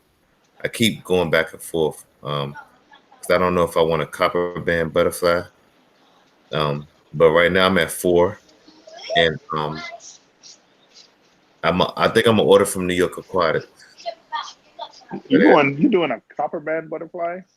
I think I want to do a copper band butterfly. Yeah, that's one thing, man. I'm gonna stay away from. You know what? I'm gonna stay away from. In previous tanks, I've always had fish where I'm like, hey, if it doesn't work out, I'm gonna catch it. But I think with this build, I think I'm gonna stay away from fish like that. I will say though that copper band is one of the easiest fish to catch. Like it seems like when you put the fish trap out, they just run into it just for fun. So, but I like clams, man, and copper bands. To get them to feed, I always feed them clams. And if you're somebody that wants to keep clams, I don't recommend getting a copper band. You think I should? So you want donate the yellow tang? You know what, DC? I'm gonna let you know later because I had promised it to somebody. But if that person doesn't want it, I'm gonna hit him up. Then it's definitely yours. Okay, because I was thinking about. Yeah, especially if you want a small one, maybe I could give that person something else. But I'll holler at you later. Yeah, I was looking for a small one, but I want to get all of them at the same time, right? And I was going to that New York Aquatic website. I was hearing good things about them. I know they're still kind of trash or whatever. But I was still. What? Really? Yeah, I heard that their store was trash, but I only heard good things about their fish, and they said the guy will FaceTime you the fish and all that stuff, right? So New York Aquatica. Okay, where New are they? New York Aquatics. It's on Reef to Reef. It's called Michael's New York Aquatic, something like that. New York Aquatics. I'm just gonna look them up and see which town they're on.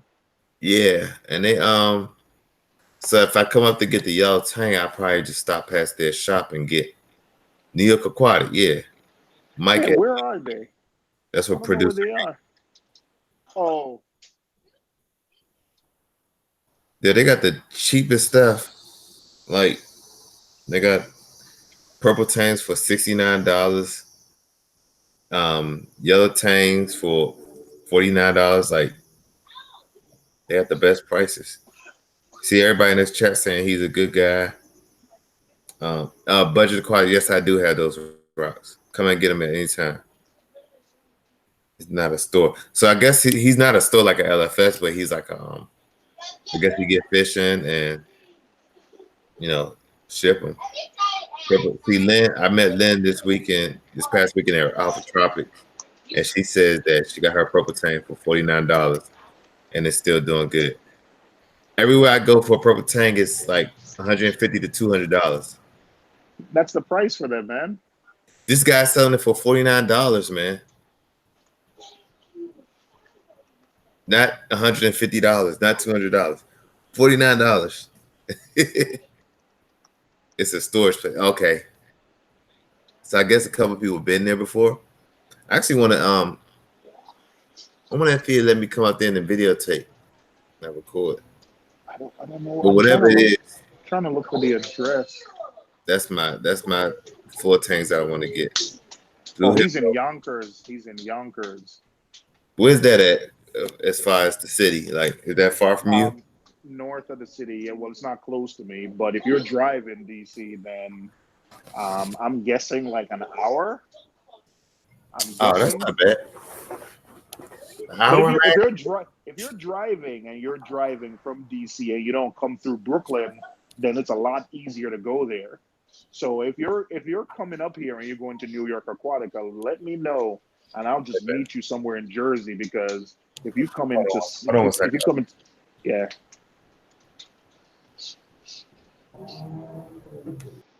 All right, what's up, everybody? You know what? I'm not even looking at the chat. Oh, producer Reef. Oh man, here I am texting him, and I see him in the chat now. So, Mad Dogs, Death Mage. Good night, Mad Dogs. New York Aquatic is good. Mike's a good guy. All right, I've never heard of him. All right, I'll check him out. If DC's going, then I might take a ride. What up, Carlos? See, DC. I know DC is DC. You're on mute, brother. What's that? What's that? I was on the phone. My bad. No. Everybody's telling me that Mike's a good guy. So, yeah. So I guess yeah. if you're road going up trip, there, I'm gonna pick you up. All right, let me know. Let me go out there, man. Hey, me and Fishy Snowman are planning on doing like a New York City fish tour, where we take a day, visit some good deli spots, eat some good food, and visit some fish stores. So I think that'll be fun. That would be fun. Let's plan that for July, man. You coming to the city to do it with us? I'll do it with y'all. All right. So I'm gonna let Fishy know. But yeah, we were planning on doing it in July. Let's do it in July, man. I'm not it can't be the end of July. Let's do like mid-July, because I was supposed to be going to Ohio, but I'm not. Because that's my boy's birthday party. So yeah, let's do that. That'll be fun. And I should have a new camera by then. I'm hoping to get the A6400. What, A6400? The A6400, yeah. So it's like a better version. It's like the 6500, but it doesn't have the image stabilizing, which I wouldn't need anyway. That's Sony, right? Yeah, Sony. So I have the A6000, and you know what? I was gonna upgrade, but I said to myself, like, until you start using it more, I'm not gonna pay all that money for upgrading. I think Dev also uses the 64 or 6500, so I like it. I do like it. It's small, compact, and you could throw it somewhere. But I don't need I have that. I have a GoPro. I just need to start using the cameras I have before I go invest in something new. Well, my girl, she loves my videos, so I told her I wanted to get a camera. So for Father's Day, the salesman at Best Buy sold her the GoPro 7. Now I have a GoPro 5. So when she found out, because she saw it on my helmet, she found out the GoPro 5, she was like, "You already got a GoPro?" I was like, "Yeah." I didn't know she was gonna get me the 7, so she had already bought it. So she was like, "Take it back, she won't be mad. Take it back and get what you want." So I've been looking for cameras. Like, okay, what do I want? I want something with an interchangeable lens. I want something lightweight. I want something that's going to record 4K. And they had a flip vlogging the stream. So the 6400 checked all those boxes. So I like it. It's like $1,000. It's like $900, but with the lens, it's like $1,200, something like that. So I'm definitely I'm gonna get that and I'm not just using that for my YouTube. I'm using that for travel. Like I like to make memories. So I'm a content creator, so I want to make sure I capture we go on vacation, stuff like that. So I'm gonna definitely use it a lot. So what Dev put me on to that I just ordered is there's some stuff on Amazon where you can buy like something called like a rig. Like you basically put it in a cage and it's not too obtrusive, and then you could put a bunch of stuff on it. But when you see Dev, man, send Dev a message and he can talk to you through. I have been out the camera game too long. Dev is way better at this stuff. So if you need help with it, he's the guy to ask. Yeah, I've been watching all types of comparison videos, and it's definitely gonna be the A6400. Like for what it does, the size of it, and for what I'm trying to do, I'm not gonna need nothing else. Like I thought about the A7, and I was like, no, this is too much money. Because then you got to buy those lenses. The lenses cost crazy amount of money. And then it gets bigger. Like I held Rico's camera. He has the Canon. What is it called? The 80D, and that thing was heavy, man. Like it was so heavy as far as like I could only hold it up. Like he had the Joby, and my arm side hurt a little bit, and I was like, nah. You know what somebody told me, man? The best camera is the one you have. Which is your phone, right? Yeah, and I've had bulky cameras before, and then you tend to not want to take them. So what I like about this is it's just small, and if I'm going somewhere and we want to take family pictures, I can just tell my wife to put it in her bag. And Don't get me wrong, I'm gonna still record my phone because, like I said, it's right there. So, but I want both shots. Like I want to have, I want to get the phone with the candid shots, like people not watching. I can sneak my phone out and record them. But for most of my like vlogging and storytelling, I want that nice, decent camera, and like I want to get close up shots of my fish and all that stuff. But using your phone, I use my battery. Like I need my phone for communicating. Like I need to check my emails or my Instagram. I can't use all my battery life up on my phone trying to record. So I got you. I understand. Trying to step it up. New Budget Aquatic says, "Hey, can I get an invite? Hey, Budget, if you want to come on that trip, yeah, let me know, man. Should be fun, man. Some hitting up some new.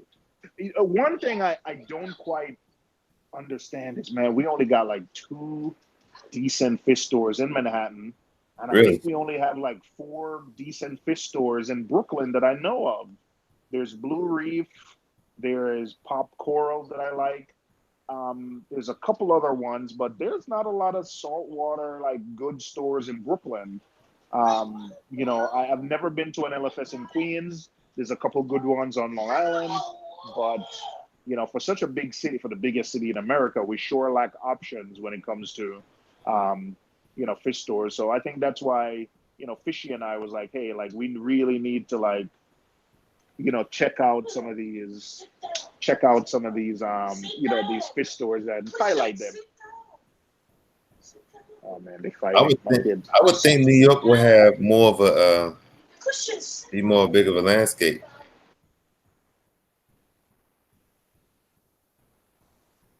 Man. Yeah, I think so, I think someone I forgot who said maybe it's because the rent's too high. I don't know. But yeah, I go to Manhattan Aquariums. That's my go-to spot for almost everything. I think Blue Reef is in Brooklyn. I really I like them, but it's a real small store. It's very small. Pacific Aquariums, they're very big in freshwater, not saltwater. They're a big freshwater store. Yeah, that's it. That's it. Pop Corals. I like Pop Corals, but he's all the way on the other side of Brooklyn. Yeah, it is. I know. If there's anyone in Brooklyn and I'm missing anything, let me know. But not a lot of options. Is it one in the Bronx? Yeah, oh yeah. That's a few of the ones that Fishy and I want to check out. There's a couple in the Bronx that I've heard good things about. What about I don't, Queens? I don't. Yeah, there's a couple good ones in Queens. Producer Reef in the chat was telling me about a couple in Queens. You got to check those out too. Man, y'all, that's a shame, man. Y'all been living there for that long, and y'all haven't been to all y'all other festivals, man. Yeah, it is a shame. It is a shame. I gotta But do you know better what? than You that. know what, man? I go to Manhattan Aquariums and Blue Reef, and then a lot of the other stuff, man. There's so many reefers. That's the thing, though. There's so many reefers to trade with, or get stuff from. There's also there's a forum, Manhattan Reefs, that is specific to like New York City area reefers. So even if you're looking to buy stuff from people, trade, like I see that a lot of people are organizing deals, listing frags and say, hey, you could pick them up at Reefapalooza. So we have like a local forum that's, to our area. So we still have ways to get corals. There's just not stores. Got you. Okay. Yeah, I mean, listen, I'm with trading with basement guys and other reefers all day, but I do like to I like to go for some reason. I like to go into the LFS. Like, it's something about just walking into LFS that brings a little peace, a little serenity almost. So even though I got a whole reef squad we could trade with and get calls from, but I still like to go to LFS, get some dry goods, or just to go in there and see what they get, especially when it comes to fish. Like, our LFS is so unpredictable when it comes to fish, especially House of Tropicals. Like, even though people give them sometimes a bad rap as far as they don't have healthy fish, 'cause I do see some fish in there that be struggling, holding on, But it's a huge store. Like, I expect some fish deaths, but they get fish. Like, I got a radiant wrasse from them. I've only seen those fish online. They had like, I took a picture of this wrasse, like this white wrasse, and I never even seen like, they have fish that I don't even see. And I gotta ask, like, what kind of fish is this? Or I go up on my phone and look at the care requirements, like, ooh, what's that? They have that type of selection in there. All right. And they had a shark, like my sister. So I put a video out of me going to House of Tropic, and I took a quick clip of the shark. They had a 300 deep dimension. They had this like, it looked like it wasn't a nurse shark. It looked like it was some type of gray. It wasn't like a back tip shark, but it looked like one of them sharks off of Jaws. And that joint was just swimming in the tank. Like, I was like, man, like they got a shark. They got an octopus in there. They got all kinds of stuff. So it's something about going to just the LFS just to watch, just to see what's going on in there. Yeah, I like hanging out at the LFS. Yeah, LFS is cool. Let me see if I can pull up that shark. Oh no, it's not on my IG. My phone. Christian Reef 787 said, "I'm gonna be in booth 415." So Christian Reef, um, yeah, Christian Reef. Of course, I'm gonna be there. I'm gonna be there Saturday and Sunday. Saturday, I'm gonna be there with the family. Sunday, I'm going by myself. What's your Christian Reef? What's the name of your stand? Yeah, So we I'm can I I'm can put it in the chat. I'm writing that down. I'm writing that down What right booth is now. Billy Pipes gonna be at? I don't know. Billy Pipes and Murphy's Aquatics, right? Yeah. They're gonna be linking up, and if you guys want some nice affordable corals, check out my guy Billy Pipes and Murphy's Aquatics. They're gonna be in booth 5 something. I don't know. The big tall white guy that looked like the Big Show, that's Billy Pipes. Yeah, Booth yeah. 415. Christian Reef. What's your store's name? I'll make Love the sure I Reef. ask for Christian Reef. Love the Reef. Love the All right, Reef. I'm gonna come there and I'm gonna say, hey, I'm looking for Christian Reef. Oh shit. Yo, I'm sorry, I didn't mean to cuss. Yo, Christian Reed is the guy with he had these Godzilla last year. They're like a green. Listen, oh, these How things much were were they? crazy. Yo, they was like, I don't want to mess Christian. They was rich. It was rich. I can't remember which thousand. It was either 1 or 3. I can't remember, but man, those things was so pretty, man. Like if I had the money, I definitely would have got one. Man, those things like I never seen a Godzilla bounce. I only see OG bounce. Like the thing about the bounce, right? If I would have had one of those Godzilla bounce, either I have to be selling corals to pay for it, or I'll have like a bounce garden. You know what I'm saying? Like I'll have the OG Sun Kiss, the Godzilla, I would have like a bounce garden. You know what I'm saying? I would just have one. But man, it was nice. It's nice, man. I didn't know that was you, Christian Reef. All But right, I'm gonna check out his booth right now. Wife has me on a budget, but we'll see. oh man. So the mushrooms are awesome. All right, so people say they're gross looking. Lynn said they're gross looking, the mushrooms. I like them because of the color. And they they project a fluorescent almost like how candy canes, like the kryptonite candy canes, they had that type of fluorescent where it's just super bright and it almost blind you. Like those, to me, I like the bounce mushroom because of that, those colors. But I like it because it's different. Like I'm not a collector of corals. It's just I'm not a collector of corals, but I have a jawbreaker in my nano, and I like it. And I like I don't know. I like yeah. it's different. If I go there, I saw Moki's friend get like a bounce mushroom for like $65. Come on, man, that wasn't even fair, man. Oh, you talking about Ben? Yeah, Yeah, that's nice. He got a good yeah. So if there's any deals like that in New York, I'm definitely. dude. I I didn't doubt buy it. I didn't New buy a York. diamond pass this year, but I am gonna go early to be online to try to get in early. Just hit up Billy Pipes. He probably let you in, man. Yeah, man. I'm gonna be there. I'm leaving the family. They're gonna come later. Um, my cousins and they always come, even though they don't have tanks yet. But they love coming and looking at the corals and looking at everything. They enjoy it. It's a fun experience for them. Yeah, she said she's Yes, acrozoa type girl. yeah. I love acros too. I can't. I've learned to come to like them because they grow differently. Like they grow out in the water, and then it's easy to frag. So um, I think I I'm got starting. every coral I want except for I want a fathead dandruff, like a nice four-head fathead dandruff, Uh, and the is rest that I the want one? Is acros. that the one that's photosynthetic?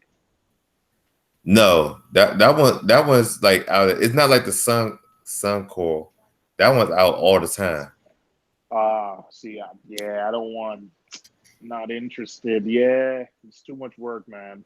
No, no, Not you don't have interested. to. I mean, you can feed them. That'll help them grow, but you really don't have to. All right. Like, I'd probably put. Man, yeah, I'm not. If I get like a frag rack, like a nice unobtrusive frag rack, and I could put them close to the surface but off to a side where they still look good, then that's where I would probably try to feed them. But if it's something I have to feed regularly, I'm not interested. yeah, you're not gonna. So you're not getting like a scully. No, no, no, no, no, no, no, no, no. I'm not. I'm not. I'm not some. There's corals. If it's anything that can survive with me broadcast feeding, I don't mind broadcast feeding the entire tank. But if it's something I have to spot feed for it to do well, if it's one of those things where hey, if you feed it, it does better, but it'll do fine if you feed it, I'm okay with that. But if it's something that I have to spot feed all the time, I don't think I want to commit to that. I can't commit to that. Yeah, I get it, man. I get it. Like, My wife says all the time, "Oh, I'm gonna feed corals," and then she doesn't do it. So not not interested in doing that. I understand, brother. I understand. I like now I'm a little because I think scullies are cool, like the crocodile scullies and all that stuff is cool. But I want you like adding more work wouldn't be cool. Hey, Lynn says, I'm trying to get rid of some unknown acromilli colonies. Hey, if you're bringing colonies to Reefapalooza, Are you Miss going to Lynn, reach Palooza land? if you're bringing, if you know, DC's not going to be there. He's going to be in New Orleans enjoying crawfish. But if you need to get rid of some mini colonies, I'll be at Reefapalooza. Like I'll put my email address in. You hit me up, and I'll find you at Reefapalooza, and we could trade or sell or anything. All right, I'll be there Saturday.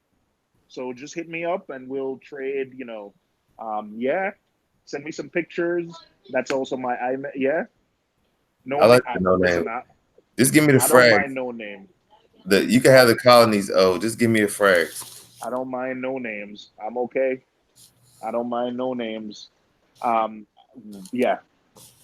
This is my first like SPS mostly tank, so I don't mind no names. Let me grow out and make mistakes with the no names, and then I add some nice stuff later. But oh, she said message me on Instagram. What are you, Lynn? All right, I'm gonna Lynn, message her on Lynn Instagram. Reef Nerd. Lynn Reef Nerd. Yeah, that's her. All right, That's her handle, I believe. I know that's her handle on Facebook. It all might right. be So the same on Instagram. let me find her right now. Lynn Yeah, Reef Nerd. All right. Okay, I'm not following you, but I'm following you now, and then I will send you a message.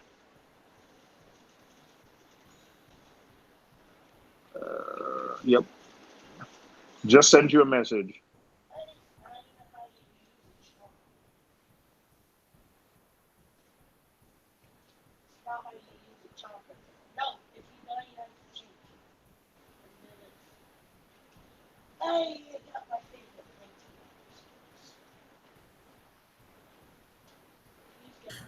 that's an All off. right, done, done. I'm interested.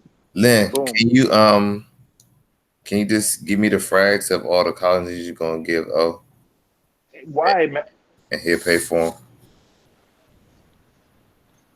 Hey man, you Yeah. can't leave me out, man. This my stream. All right. All right. All right. Cool. I All just right. want the frags, man. I All don't right. know. Cool, man. Thank you. Appreciate doing business with you guys. I'm about to post a picture on my or a small video. If you guys are on my Instagram, let me know what kind of shark this is. Lynn, don't give it away because you was at House of Tropics, but I never seen I don't know what kind of shark this is, but check out my Instagram, guys, in a few minutes. Let me know what shark that is. My sister won it. I said, Ty, you can't have a shark. Which she won it. She want the shark. So she saw it in Oh, my video and I she was thought you like, said she won it. Like she's she like, won it that'd in be a so cool in competition. my house. And I'm like, no, you can't have a shark. Like, that's not good. I said, but you know how newbies want like aggressive fish and all that stuff? Or like she want a shark because she want to see it eat stuff. And I'm like, even at 300 gallon at the store, it would be like it's still gonna outgrow that tank, in my opinion. I think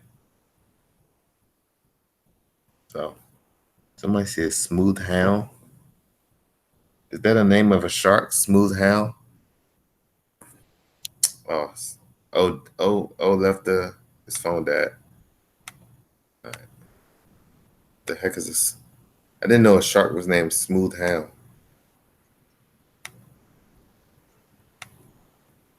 You back? Oh,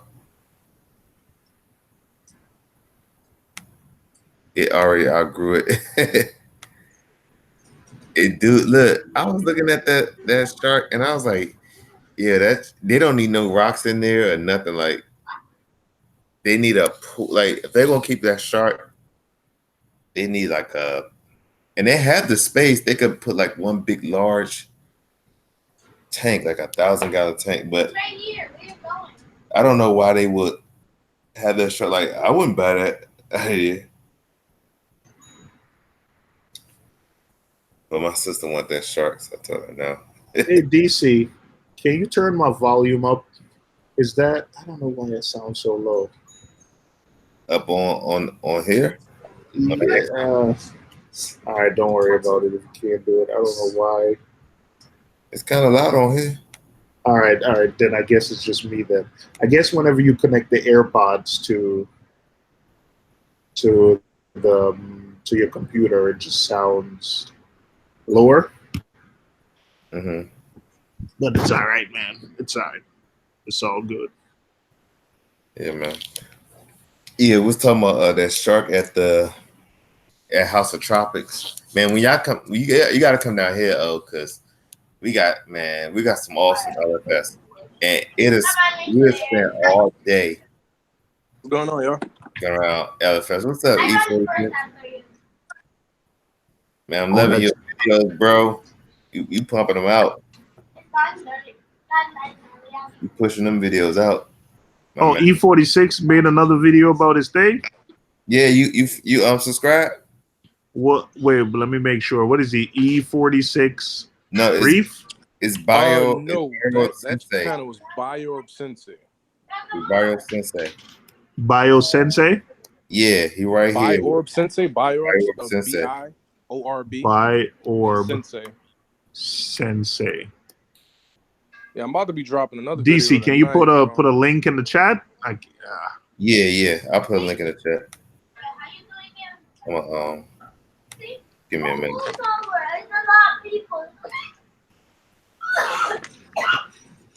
Man, I done had some bad things happening, man. What happened, man? But I lost my firefish. My Cheeto. That's his channel right there, guys. Bio Sensei. I just put the link in there. Y'all go check him out. Appreciate it. Yeah, man. I just literally lost my fire shrimp. And I literally just lost my Cheeto. Now, you know what I'm saying? I know people are about to tell me up in these comments right now, but bro, my calcium level in my nano tank was at 1,000. 1,000? It was at 1,000. How did it get that high? Man, look, I'm still new to dosing, so Me too. Okay. I'm not even. I don't know what to do. Look, I'm not even good at it. And I was actually told by my LFS that I should start dosing because my alkalinity and my calcium kept dropping. So I bought the Kimura pump. I bought the I think it's the P1. Yeah. We were just talking about that. Right. So as you can see, it's sitting in here right now, just until I probably get back to it or something like that. But bro, like I was like overdosing the heck out of that tank, man. And really, it was just calcium that I was overdosing. It wasn't even the alkalinity. The alkalinity is actually good and it's stable, but I literally just did a water change, and I need to go and get another calcium tester tomorrow because I actually ran out of my reagents and stuff for the calcium test. So I'm gonna go to the LFS tomorrow and go get another one. My calcium is at, but while I'm there, I'm definitely gonna have them tested. But yeah, I came back 2 days after I found out it was at 1,000. And I went over there and I let them check it because I was like, okay, something got to be wrong here. Maybe I'm testing wrong or something like that. So they tested it, and like the next 2 days, I let them test it again, and it was at 750. So I brought it down a little bit, and they basically just said, look, just keep trying to do as many water changes as you can. So I just did a humongous water change, but I did not siphon my sand because I ain't trying to take none of my microfauna or good bacteria out. Yeah. And yeah, I mean, but other than that, like all today, the corals have been blooming. They've been well, but I don't understand how I overdosed the tank like that. I didn't lose any coral. I just lost my fire shrimp, and I lost the Cheeto, which I could just go get some more Cheeto. I'll tell you something. CJ just says, it rings true. Like sometimes we focus on the bad stuff in this hobby. We focus on the bad stuff too much, and we don't take a time out to look at the good things. Like the good thing is you didn't lose all your corals. You know what I'm saying? You may have lost an invert or two. You know what I'm saying? But you didn't lose all your corals. Your tank is still running. So, hey, man, I can't even tell you the levels in my tank. I don't know. I haven't tested yet, but everything looks good. I haven't lost anything, and that just goes to show like a lot of these corals are very hardy, man. A lot of these fish are very hardy, and sometimes I'll Yeah, and the fact that I got all these LPS and these softies in there, because I think if I'd have had some hard corals, they'd have been gone, man.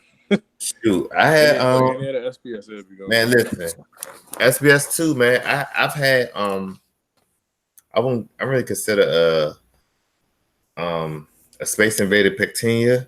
It's like a hardcore, you know. And man, I've been through all kind of swings with that thing, and it's still kicking tail. Like SPS 2, like Satosas, and you know, not no sensitive acros, but man, you'll be surprised, man, how things have bounced back, you know, after it take a hit. But I mean, at least you caught it. You took an L with the fried shrimp. Hey, you can always get another one. And yeah, I took an L, man, but I ain't gonna lie, he was a good little friend, bro. Dude used to clean my fingers and everything when I put him in a tank. Oh yeah, hey, that's the worst, man. Hey, listen, I can tell you one of the worst feelings, like, you get attached to an animal, right? A coral or fish or shrimp. Yo, imagine bringing a new family into the hobby and the cleaner shrimp. I had a cleaner wrasse, and that guy used to come up to the glass and like follow your finger. Dude, he jumped out, man. My son was devastated. Now I have to get two. I have to get two, and hopefully they have the same personality, like that they eating. Like that was like one of the first. That was the second fish in my tank, and he jumped because I left the net off. And I got Euro brace, so I thought that if they jumped, you know, they was gonna like climb the glass and hit their head on the Euro brace or something. Nah, man, he jumped out the tank onto the carpet, was dried up, man. I was so like, oh man, how much? Because it was like, where's the cleaner rest? We haven't seen him in a while. I was like, I don't know. Man, that's why I'm glad my kids don't remember. You know, they don't remember too much right now, but their memory is starting to get better. They 3 and 4, so yeah, as man. they get a little bit older, I'm pretty sure that they're gonna start remembering stuff too.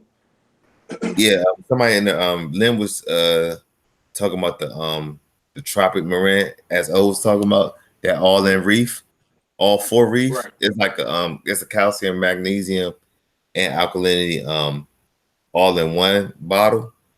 And that might be good. I'm thinking about doing that for the school tank too. That might be good for the smaller tank that you have. You know what? I literally so of course you probably know Inappropriate Reefer.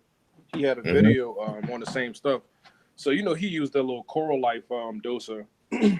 Yeah. And actually before I bought my Kimura, I was thinking about that doser too. But I love the Kimura, man. I don't know what it is. Like I love like you know, the calibration of it, because you calibrate it like so easily from your phone and everything else. But I definitely need to do a review on the Kimura pump.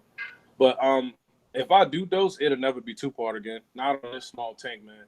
But the reason why I felt like I started, you know, I needed the dose because, you know, when I went over there and I was like, you know, still new to the hobby, so I'm like, what's going on with my calcium and alkalinity? Like, it's dropping, and stuff was growing. So I you know, I felt like that was a good thing. So they was like, you need to start 2-part dosing, because they have like a little, I think a little 9-gallon nano tank sitting in the front of the shop, in front of the LFS.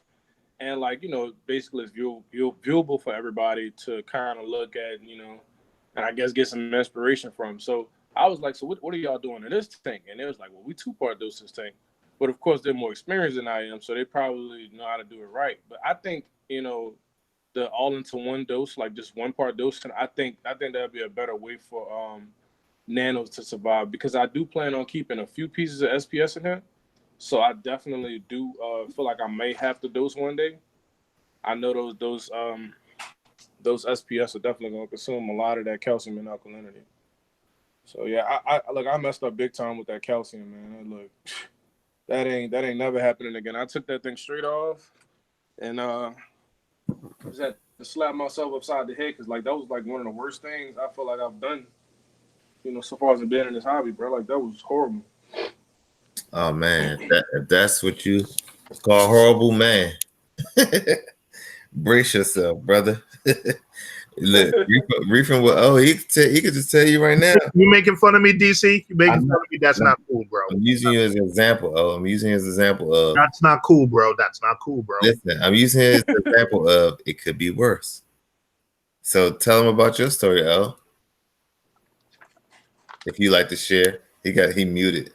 It's too Oh. painful to talk about, man. Too painful. It's not painful, man. I feel like DC's trolling me right now. I'm not. The man he's upset. Oh He man, I'm lost about to his say, dude, contract. I'm not judging, man. After 1,000 parts per million of calcium, I'm not judging, bro. Like, Hey, look, man. I'm keeping my head Listen. half cut off. So basically, I overdosed kalkwasser and killed my entire tank. And my wife's nickname for me right now is still the fish murderer. So until I get over that, my ego is not going to be restored, you know? bro, I feel where you coming from. You know, I had this RC car when I was younger, man. It was I think it was like the little Hummer trucks that they had. It was like these huge Hummer trucks, and they were RC cars made by Newbright. My dad bought it for me one year. He set me up, of course. My dad bought one for me one year, and he came back and he got a some kind of motorcycle, whatever it was a motorcycle RC car. So like he set me up. He was like, "Yeah, man, you don't want to race me. You know, you're gonna lose." And I went out there, and I'm like, nah, I'm gonna win. So I went out there, lost horribly. Like I said, I think he set me up. And ever since then, they kept on like making this little thing. It was like slow truck. So I know what you're talking about, bro. Like, look, if something happens in your family, they getting up on you, bro. Yeah, And man. you're gonna keep that title until you redeem yourself. Oh, I'm the fish killer. One day I'm like the fish killer. The other day I'm like the fish murderer. You know, it's all good though. I'll get over it. Yeah, man. Look, I had a name for that shrimp, man. His name was Larry the Lobster. It's all good, man. Listen, they don't stop making shrimps. That's the truth, man. You go to Appreciate them encouraging words, DC. yeah, man. Listen, man. I've killed I've went through so many powder blue tang. That's still my favorite fish. The truth, man. And guess what? I'm gonna get another powder blue. Lynn said, "Sorry to hear about your tank." Carlos said, "Oh, still hurting." Yeah, man, still hurting. You're never gonna get over that. But you know what? That's gonna make me more careful. You know, it is gonna make me more careful. Yeah, and I don't know. I felt like as a new reefer, I started trying out too much stuff too early. So that's why I said, man, a lot of the stuff I learned was always off trial and error, man. Yeah, and you running a nano too. Stuff, thinking it'll work for me. Yeah, I know that, and that's another thing. By being a nano, I know most people are like, man, I would never dose a nano. But like I said, I just kind of went off word on my LFS. And I ain't trying to put them on the spot on them, but bro, they told me that I should start dosing. So at the same time, I still kind of blame them. I feel like maybe I shouldn't have dosed so early. Like, you know, maybe did more water changes. Because I got to a point where I started doing water changes every 2 weeks.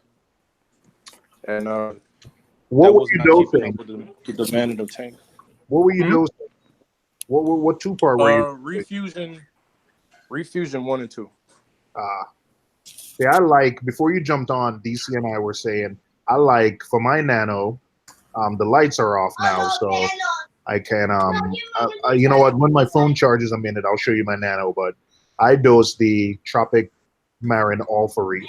You just need one doser, and I'm dosing 3 mils, and my alk has been between 8.1 and 8.5 for like 5 months now.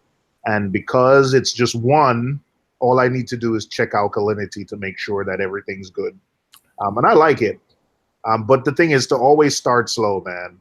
I mean, now you know, so you won't make that mistake again. But I like the Tropic Marin Alpha Reef, or they have another one called the Carbocalcium that only has calcium and alkalinity. But yeah. Yeah, I think I definitely want to try that next. So yeah, always start. I was telling them that too. Gotcha. That was definitely. I might try that next anyway. So this is my little Kimura pump, and this is what I've been using. So it's a single head doser also. So I may actually try that out, man. All in the one, but maybe no time soon because I'm not gonna lie, like that kind of stressed me out a little bit. Just dosing that much. So I might wait till I get a few SPS pieces in there because I have maybe about 3 Acropora I was looking at, and I probably want to throw those in first before I start dosing again. And then just really, really take it slow because I think I was doing like 5 mils a day of each. I was doing 5 mils a day for calcium and alkalinity, and I just think that was too much. Yeah, it might have been too much at the time. So Yeah, I whenever I'm dosing anything, I always start low, like real low. Whatever you think you need to dose, cut that in half, and then just test every day. And if you see a drop in, you just adjust, dose, and just adjust, and just Right. keep testing every day and just adjust up a little bit. It's easier that way than dosing too much, and then it's hard to figure out to bring it back down, when you've dosed too much. So yeah, whatever it is, next time, like if you're in that situation and we're gonna dose 5, just start with 2.5 or 2, and then adjust from there. But I like that little Bluetooth pump you just showed. Like that's I think that's the one I want. It's small and it's Yeah, in it works. Bluetooth. It That's works really awesome. good. Yeah. Yeah, yeah. All for Reef is good for a smaller tank, but I just like it because it's a single doser. But I've used Bionic, I've used Triton on a nano tank. I think my nano tank has become my little experimental ground. And the thing about Triton is you need like a 3-head doser. Bionic you need to. I like Bionic. Um, I like Bionic. I don't think any of these 2 parts are better than the other. I just like the All for Reef right now because it's one doser. Right. I just watched a recent BRS TV episode, and I think they were saying that their 2-part system is actually the cheapest so far as what you would pay over any other brand right now. It could have just been advertisement, but I don't think so because I don't know.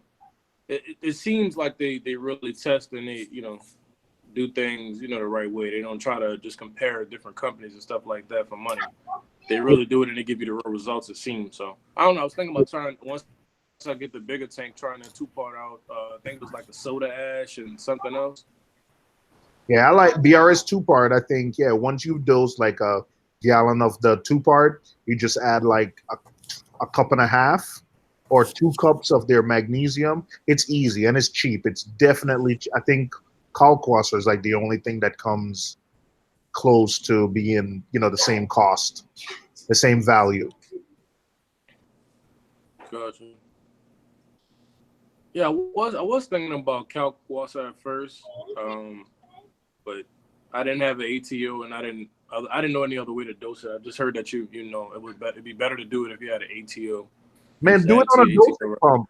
You could do it on a dosing pump. I used to mix it up. I've done that on my Nano before. Just put it on a dosing pump the same way. Just mix it up. Make sure it's in a container that's somewhat sealed.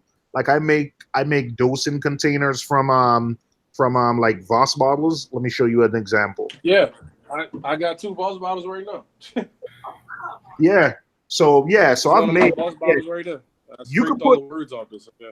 Yeah, you could. I use the glass ones because I think the glass ones don't tip over. But yeah, you could put Kalkwasser on a dosing pump. Just mix it up, put it on a doser, and then mix up what a 2 or 3 weeks worth after a time. I think after that, the Messy though, man. man, listen, the Voss model, you just open it, tip, like whatever it is. I have my measuring spoon, put it in, shake it up, let it settle for overnight, and then put it on the doser. I have 2, and then 3 weeks later, I have a calendar thing that says, "Hey, mix up more Kalkwasser."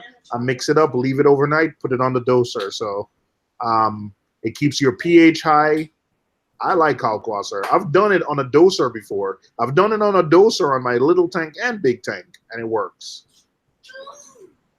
And that way, the thing I like about Kalkwasser on a doser is it's not, for instance, some people in the winter with their heat inside, they have more evaporation.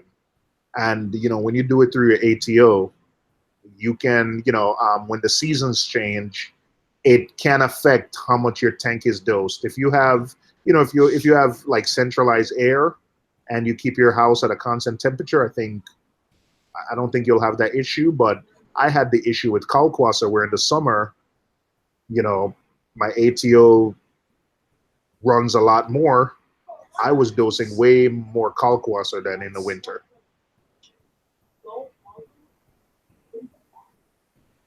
Tell you what, man. I'm going with the calcium reactor, and I'm not looking back.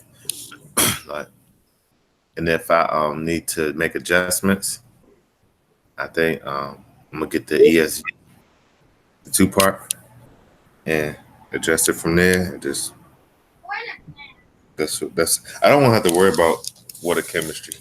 I want to enjoy the hobby, so Yeah. I need something that's going. And Somebody, that calcium reactor really is a big investment, man. it is. And I think my wife is listening, so I'm not gonna say how much I invested in my calcium reactor right now. So let's I'll tell you, man. let's not talk about numbers. Let's not mention numbers. We're not gonna mention numbers. Let me say this though. So I have a 150-gallon tank, and this would definitely not be my last tank. I think the biggest I will go would probably be 300 gallons, right? So this calcium reactor can handle 300 gallons. Also, this sump can handle a 300-gallon tank as well. So, I wanted to get good equipment. So that's why I got the Kimura pump. I got the carbon doser. Oh, you got a carbon doser too, man. DC, you going big time, man. I need to be like you when I grow up. You got the carbon doser too? Yeah, but I got it after I was forced to. Yeah. So, and that's the thing. Like, I didn't want to be forced to. I didn't want to pay a bunch of money for the calcium reactor and like get a bad regulator or a regulator that took some fine tuning. Oh man, there you go. You're making carbon doser. I'm sorry, I don't mean to bring this up. No, it's all right. That's why my face is halfway off the screen. This is the face of shame. So, and I wanted to get good media. Like, I'm glad BRS did that whole calcium reactor media test. Like, I got the 2 little fishies on Reborn. I got the Remag. I got the little Reborn. Like, I've been listening. Like, this is the first system. Oh my God, West Coast is in here, and he's an inspiration itself. But I really listened this time and say, you know what? I will listen to not just one person, but I'm listening to a collective amount of people and make decisions. So make sound decisions. So even the guy from Geo, his name is Sardi, he's been advising me like, hey man, this is what you should get, just let me know, like this would be your best bet. So I went all out on this system. I got every piece of equipment that I wanted, except for the Trident because it's just not available. And that's it. Like I'm gonna ride this wave, and I'm gonna try to out compete my guy West Coast Reefer, and make my tank as dope as his or even better, and just share with you guys, share my experience. There's no greater teacher than experience. So I feel you on that with that Triton, man. I don't know. I feel like that thing would really give somebody peace of mind, dude. Because I already don't like testing. I'm gonna be honest, man. Testing is really tedious sometimes, especially when you're just trying to hurry up and do it and do whatever you gotta do for the rest of your day. Like testing just feel like it take up so much time. Not alkalinity test. Seems like calcium test takes so long. Yeah, see I think that's what intrigued me the most about the like the calcium reactor, that you'll have, you keep because it's balanced, you keep an eye on alkalinity, and but the Trident, man, I work in technology. I don't understand how, like, listen, I'm not saying the Trident and I'm not going to trust it, but it's a first gen product. I'm not going to leave. And I don't want to make it sound like I'm just crapping on it, but I would like to see it out there for a little bit before I put my entire tank on it. My entire tank's life having it auto dose. Like or maybe I've just been twice bitten where I've had my controller fail. I'm just worried about leaving the entire control of my tank on, something where when my head unit fails, my entire tank just stops. Would you say? When you say head unit, like you're talking about like a dose? No, like when the head unit of the Neptune systems dies, your doser doesn't work, your Trident won't work. Well, see, that's what I think we was talking about that. I can't remember who I was talking to. Well, I was talking to Tristan about that, right?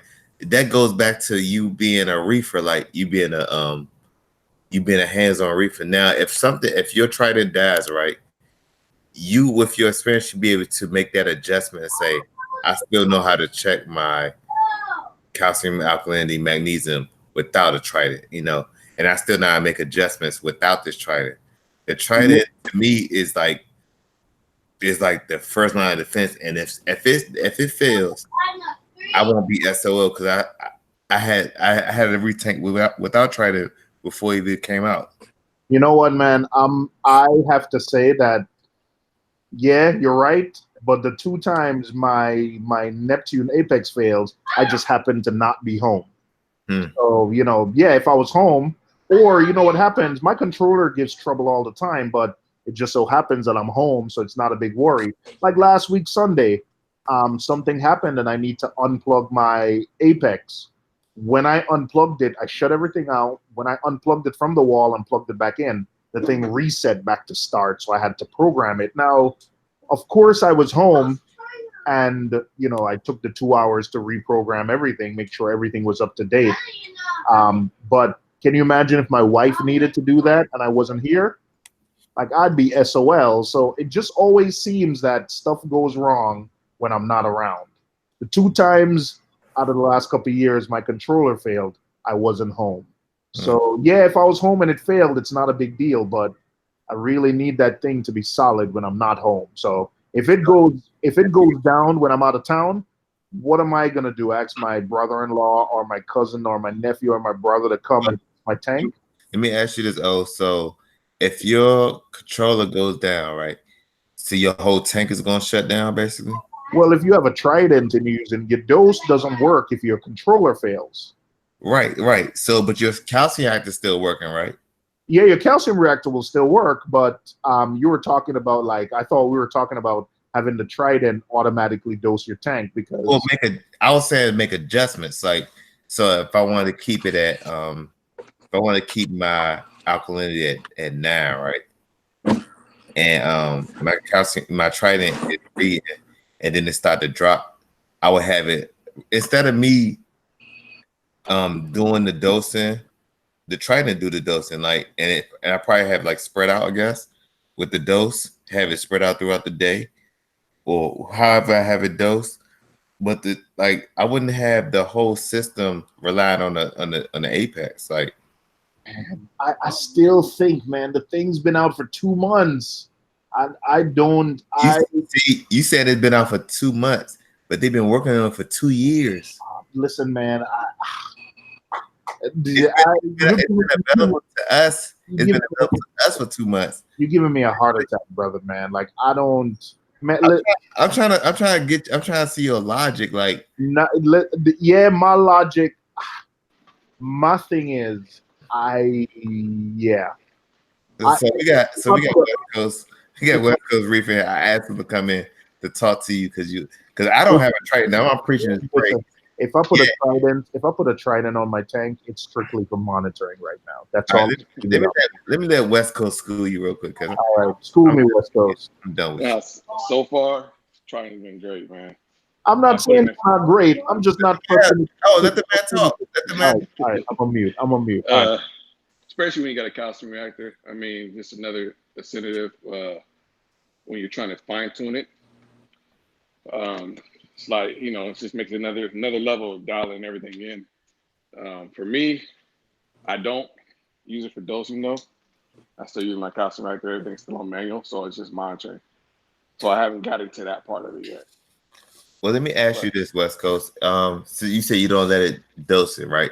So when your calcium reactor, I guess if your tank is sucking up too much alkalinity, right?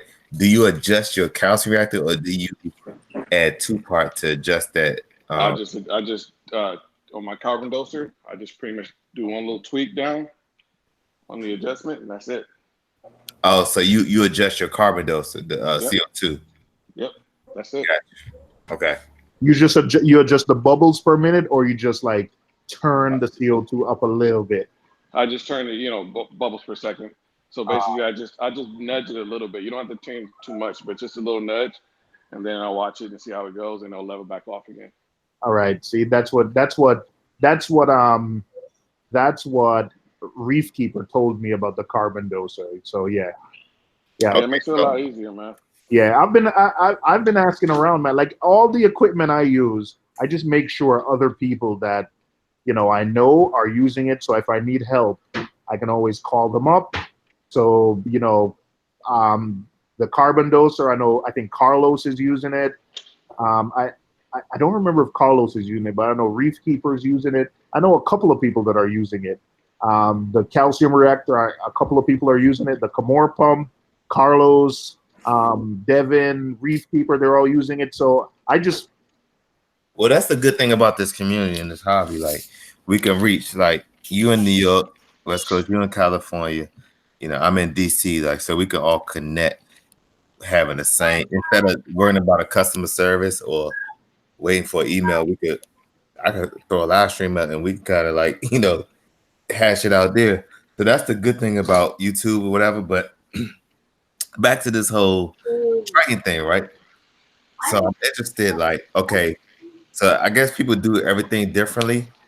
So I was talking to Phil, and he said he really doesn't touch his carbon doser. Like he leave it at one, I guess. And he just Level. changes Camor pump. Yeah, make the change to the Camor part. So you just do the opposite. You can do it either way. Okay, so you add you don't add more effluent, and you just add more CO2. Yep. To make your dosage higher. Yep. Or more potent, I guess. All right, we're gonna present you West Coast because this is just ridiculous, man. I know, right? I'll be here a little bit. I gotta jump off right here because I'm feeling. Come on, yeah, man. Hey, West Coast, where in California are you? San Diego. Oh my gosh. Oh man, you go to Reefapalooza, California? Yeah, I went to the first one last year. Are you going this year? Yeah, I'll be going this year. All right, if I end up going, man, I'll definitely. Man, I gotta cover my eye. Let me go get my Billy Pipes glasses so I can. I know, right? You about to give me? How you doing, West Coast Reaper? How you doing, man? This is Big Tank goals right here, man. Right there. That's nice. Then you got the iPad set up with it, man. That's real nice, man. Yeah, man. We all got envy over here. Give me some your keys to keeping a pot of blue tank successfully. Get them from somebody that already had them. Okay. So basically, he came from somebody else's tank. Nice. So that was. Other than that, before that, I had like 4 other ones that died. So. And you thinking about getting a new tank? You need a bigger tank, right? Actually, I got something in the works right now. Oh man, don't do it to us, man. Yeah, it's gonna be a long process though, but it's gonna come. Oh, okay. You got all the Southern Cal Reefers representing. He got Jay Curry. You know what? I gotta give it to you guys from the boys from California. Y'all do it right. Like everybody from California, man. I got some dope tanks. Man, I gotta put on for the South, man. I can't wait till I get that big tank, man. I gotta put on for the South a little bit. I see, man. Goodness gracious. Yeah, that's beautiful, man. Yeah. So yeah, we definitely taking out the U.S. Coast because it's like, man. Yeah, I'm like flying in space right now, so it's like you got a lot of small frags and things are starting to rub into each other. It's like way overcrowded, but it is what it is. That's why you want a bigger tank because it's crowded. I think if I get a bigger tank, it's gonna be the same way anyway. I'm gonna still pack it like crazy. So yeah, I used to tell my mom that she kept moving from different houses, talking about she didn't have enough space, but every time she moved, she just get more. Wait a sec. Oh, I put it on just as soon as the bounce mushroom. What? Yeah, that bounce mushroom is big. Man. And you came to Reefapalooza, New York one time, right? I haven't went to one yet, no. Oh man, this dude was in the chat. Man, you a high end man. This dude, damn, it's not Carlos. It was well, he had this joint called the Godzilla bounce. Oh yeah. Man. I heard about that one. That's because that thing is sick, man. Christian Reef is his name. Yeah. Okay. Man, I got to make sure this glasses is clean because I don't know. I'm seeing colors here that I don't think is in the regular spectrum. Dude, let Let me me give say, you guys. Let me give you guys a top down view real quick too, yeah, man, give it to us all, man. We listen. because This is I great. can't be on there too long.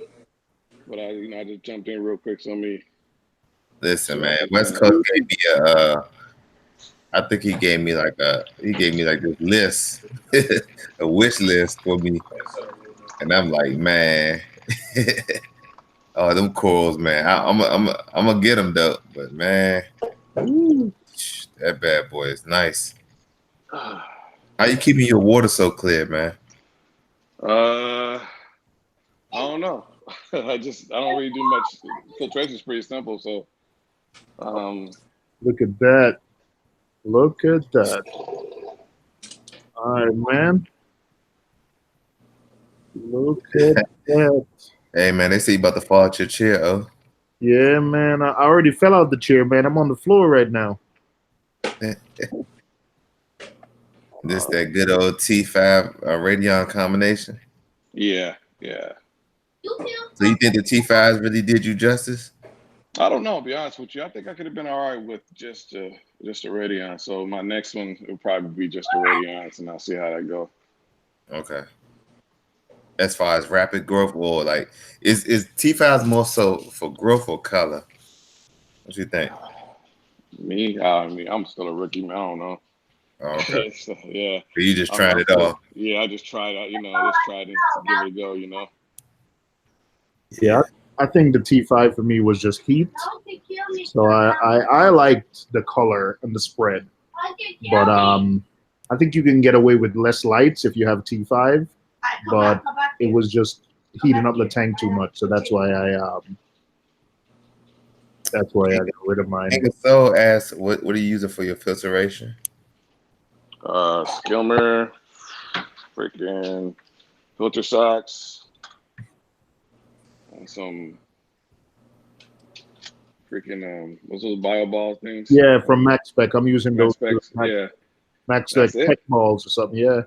Need to That's clean out it. the No skimmer right Refugium. now. Yeah, no. Well, no, I do have a Chato reactor, but I Okay. do have a Chato reactor, and I use that because I got a lot of I want to keep pods and stuff in here, so. Oh, you got Mandarin. Mandarin. I got a scooter Benny right there. You know who I your got tank remind me of? I will put it up against. I don't know if you know the Dragonface. channel Reef Glow. Oh no, I haven't seen that one. It's Reef Glow 19, I believe. His name used to be like Pedro, but he has y'all have similar tanks like with the FPS and That's I got you. nice, very nice. And that's a pipefish we just saw.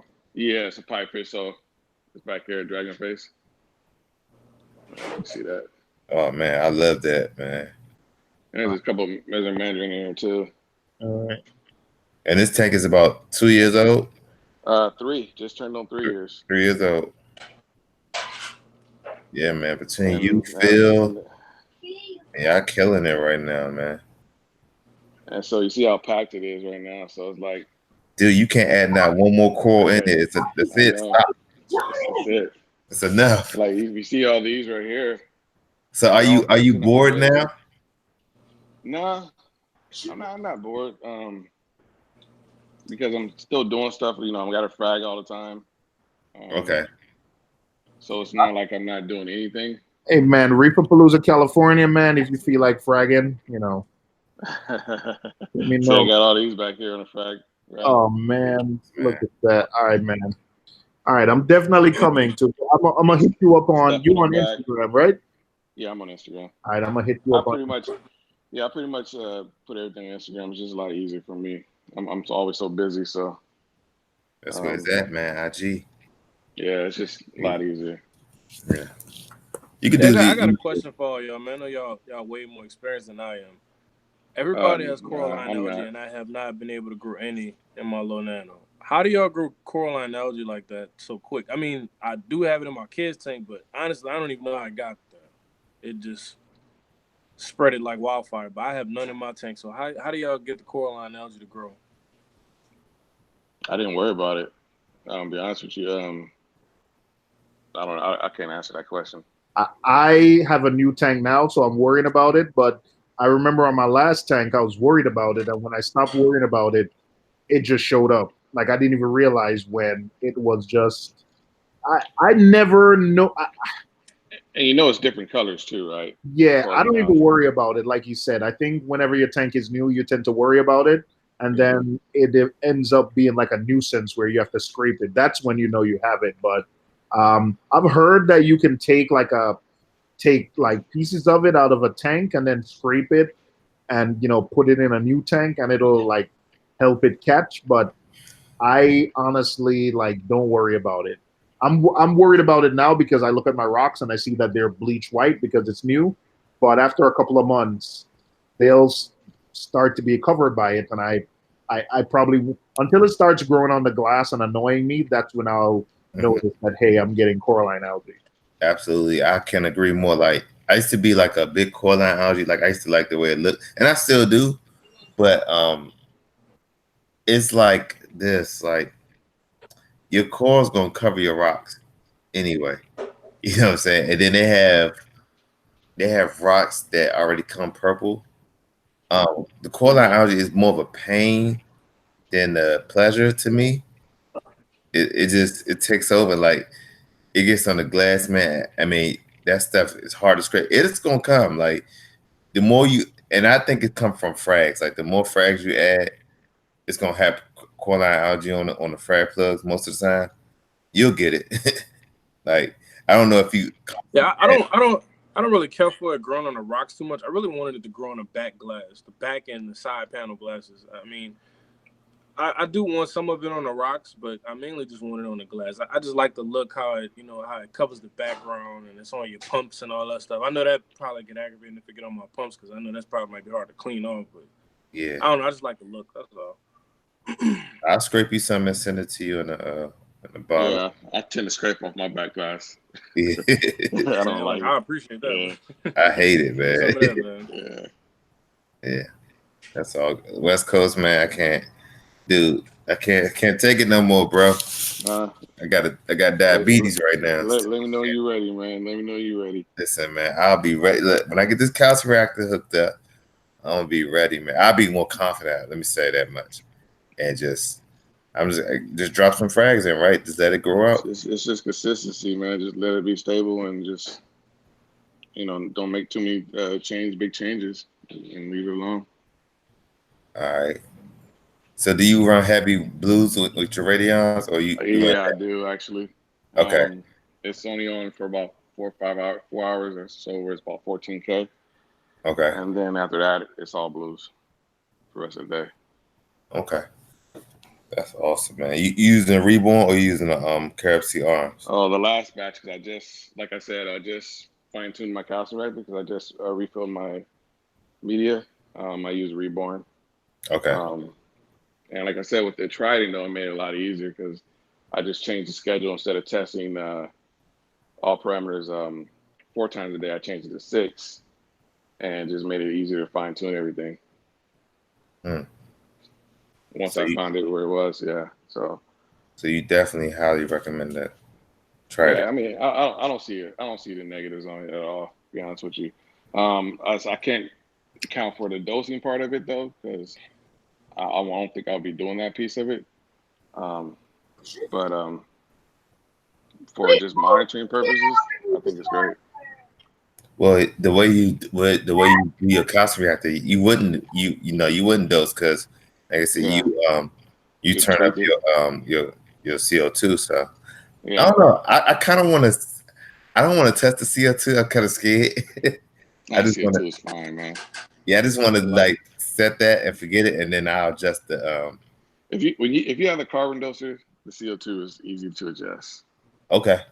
Simple as that. I mean, if you look at the knob there, uh, where it says 1, that means every 1 second a bubble's gonna come out. Every 8 seconds or whatever, a bubble's gonna come out. So it's real easy to adjust. And when you tweak it, you just tweak it a little bit. You don't have to change it real aggressively. So you just barely turn it down or dial it down. So it's, just a little notch, and you'll see the adjustment in your pH. I mean, Okay. it makes it a lot easier, man. dude, I'm telling you, I'm That's gonna the be out reason why there. you got the carbon doser, to make it easier for you. So Right. trust me, it's Wow. worth it.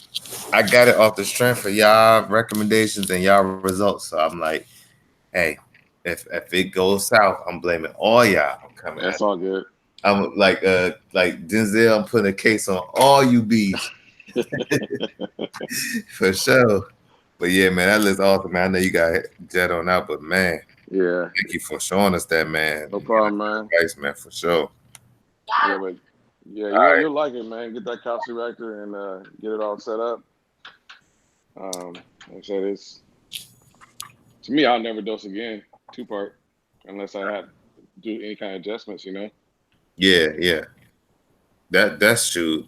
And that's promising right there. Like I was saying earlier, you kind of like make this investment and it's kind of paying off now. Like, Yeah, you feel like, do you even do water change? I do. I do once a week, Once a week? Okay. but I'm doing it once a week because my phosphates pretty much stay kind of about almost 1.1. Okay. So I tend to do a water change every week. Okay. Yeah, man. I'm gonna be the most honest. Like everybody keeps saying that calcium reactor is easy to set up. It's easy as hell. Like all this, I'm like, okay. It is, I'm bro. the one. I'm the one that'd be like, if I say it's easy, then anybody can do it. So we're gonna It's easy. It's easy. I will say though that when people say calcium reactor, like make small turns, like DC, they really mean small turns. It's not like small turns on your tap. We're talking like millimeter turns. So I learned that when I was messing around with the Milwaukee regulator. That small turn really means like a small turn, Exactly. millimeter at a time. Not like I thought it was like adjusting my kitchen sink when like a small turn, is like an inch, but nah, a small turn is a small turn. Okay. Yep. And so for those who have issues with pH with a calcium reactor, you can always run, something outside through your skimmer airline. But also what I've done, since where I have my tank at, I can't really run anything outside. I just put the effluent in a cup with air stone, and that boosted up my pH a little bit. Okay. So, everything over, put that air stone in there, let the effluent go into the cup will overflow and go into your sump, and it's going to gas off all that CO2. Well, the guy from Geo told me to. Well, he has a area, like I guess an output that goes right into the Refugium, and he was saying that will basically gas it all. So my effluent line is going into my Refugium, and then that's going into the tank. So I don't know. You know what I'm saying? I will tell you too, DC, that I was for like I think the 2 days I had my calcium reactor running where I messed it up. I had the effluent going in the Chaeto reactor, and man, the Chaeto growth exploded over those couple days where I had it going in. So CO2 does help your Chaeto explode in growth. Definitely. That's interesting. Okay. All right, man. All right, fellas, I'm gonna jump off, man. Good talking All to right. you guys. Thanks, West Coast. We recovering from all that candy, man. It's all good, brother. Beautiful All right, candy, man. Damn, appreciate it. I do. Man, y'all saw it here, man. Listen, West Coast don't usually come on that, but man, y'all gotta treat the night for sure. Carlos said, "Put it on top of your Chaeto." Yeah, that's where my that's where my WatchCon goes. I don't know if I can show y'all, but it goes right there, like because the way my refueling is at the end of my sump, so it goes on top of my Chaeto. So that's why I was glad that I got the Geo, because it was kind of like well thought out. You know what I'm saying? All right, DC. Man, So but there you go. He's not using it to adjust his levels. he said it. He did say it, and I didn't know that he was. See, everybody has different ways of doing things, and I'll be more, and I'll be the first one to say, like, because I haven't ran it yet, the calcium reactor, so I don't know what it's gonna be like. So if all I have to do is do a minor tweak to the carbon dosage, then I'll do that. Like, I'm not opposed to, because I was thinking, like, if the Trident is testing and it knows my tank parameters, and having a dose, have the dose go ahead and make that adjustment. You know what I'm saying? And I think that's what I was thinking. But since the calcium reactor is going to be dosing 24/7, I'll have that make the adjustment, and go from there. But hey, it's a learning experience, right? Yeah, man. You go ahead, man. I'll let the trail. All I'm saying is, I'd use it to monitor. At this point in time, with it being a few months on the market, I'm just not gonna trust it to adjust my levels of my tank. That's all I'm saying. It's not. If I would love to try it out. I would love to use it. I'm a technology buff, but all I'm saying is, I just at this point, I'm not gonna trust it to adjust my tank. And until I'm running that thing and I see it working, like nah, man. Okay. What's up, Infamous Aquatics? We got Anthony in the house. It's good. The E46, like, man, I want a calcium reactor now. I'm trying to get a big. Oh man, look, I'm sitting up there eating. I'm telling my fiance the food is good. I'm sorry. Listen, I already know, man. When you see something like that, I seen West Coast tank before, but when you see it first time, you like, man. Carl, you just have to adjust your carbon doser, DC. That's what I do. Damn. Yeah. Well, I would, I'm a person that, hey, if the majority doing it is working, I'm with it. I'll give it a shot. All right. Let's do it together, DC. Let's adjust it together. Let's do it. Oh, let's do it. I'm with it. Listen, I'll be in California next year, February, like end of January. I'm definitely going to San Diego to check out West Coast tank. I'll be out there for a week. I'm going to I gotta get some of them frags, man. See, I kind of wanted, so Carlos 23 said I adjusted the Kimura flow. So I don't want to run the Kimura like full speed, because that's running all day, every day. I kind of want to run it low, but I want to adjust the potency coming out the calcium reactor. That makes sense, right? But that's what it's made for. It's a continuous duty dosing. I know you don't want to run it full speed, but I have no problems running it like half speed. Well, I was talking to Tristan, and he said that thing that hose need to be replaced. Yeah, like every 6 months, they say. Yeah. No, he said it was like every 3 months. I think Chris said like every 6 months, but all right. Yeah, I think it's like, because you run it like I don't run my lights on 100%, and I believe that's gonna increase my, the life of it. But who knows? Someone says, would you trust the Alcatronic and the Dosatronic? No, it has nothing to do with Neptune systems. It's just that these are new products, and now Dev's been running the Alcatronic for a year now. Mm-hmm. He goes to me and he says, yes. If Reef Dudes tells me that, yes, I've been running it for a year and I trust it to dose my tank because it's been spot on and hasn't given me any issues, then I might consider it. But nobody's been running this Trident for a year, man. And nope. Nah. They've been working on it for 2 years, Yeah, it doesn't mean, listen, it's nothing against Neptune systems. It's not me, like, I just can't. No, man. Just wait. I don't work with that, so I'm not going to try to convince you or nothing like that. No, let me run it for a year first, and then let me run it for 6 months to a year, and then say, like, all right, I'll do it. But now, no. I can respect that. Oh, I can respect that. You know, it's new. It's new. I can respect it. Yeah.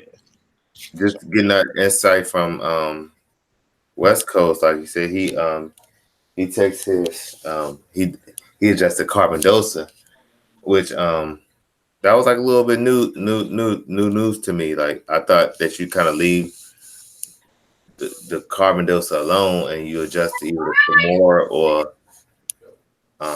you do like I thought people was doing a 2-part. You know, I thought they would add 2-part in it to make up because I thought the calcium reactor was for like maintaining, not raising or raising your levels. I think yeah, West Coast has decided to do it that way. I think for me though, I'd rather keep a steady pH and then adjust the Camor, how much I dose to the tank. And I think when in the past when calcium reactors were like confusing, I think people maybe try to adjust both parameters at the same time, which is where you get into trouble. But since the carbon dose are so precise, man, it's easy. Like there's literally dials on it that say how many bubbles a minute you're dosing. So all you do is just, you go from 2 to 2.8, 2.8 to 2.6 bubbles. You just keep adjusting it that way to us because it's so precise that, there's no like ambiguity, especially for someone who's new to it. Hey, what do I put it on? Is the pressure correct? Whatever. I definitely want to try one out too, because the one thing that I heard about it is consistency. So it consistently dosing the same amount all day, every day. It's like the coral always have whatever they need on demand. So that's one of the reasons why I think I would want to dose it too. I think that's the difference from the biggest difference from 2-part dosing, because it'll dose a certain amount and then it'll kind of stop for that day. But it's like the fact that stuff the calcium reactor doesn't stop. I think that's why a lot of people have been having so much success with it too. That's true. That is true. I'm excited, man. This kind of gave me a little boost of energy. Like I'm excited about this whole calcium reactor deal. Carlos said he started at 10 and now he's up to 30 because of growth. Man, Carlos. All right, Carlos. I guess that means Carlos is killing it.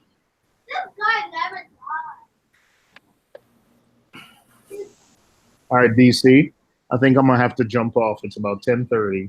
Okay, it's 10:30. I've been streaming for a while now. I got a good stream. 2.5 hours, I This think. stream was real long. Man. Yeah, this is how I do with the lady and the kids. I go.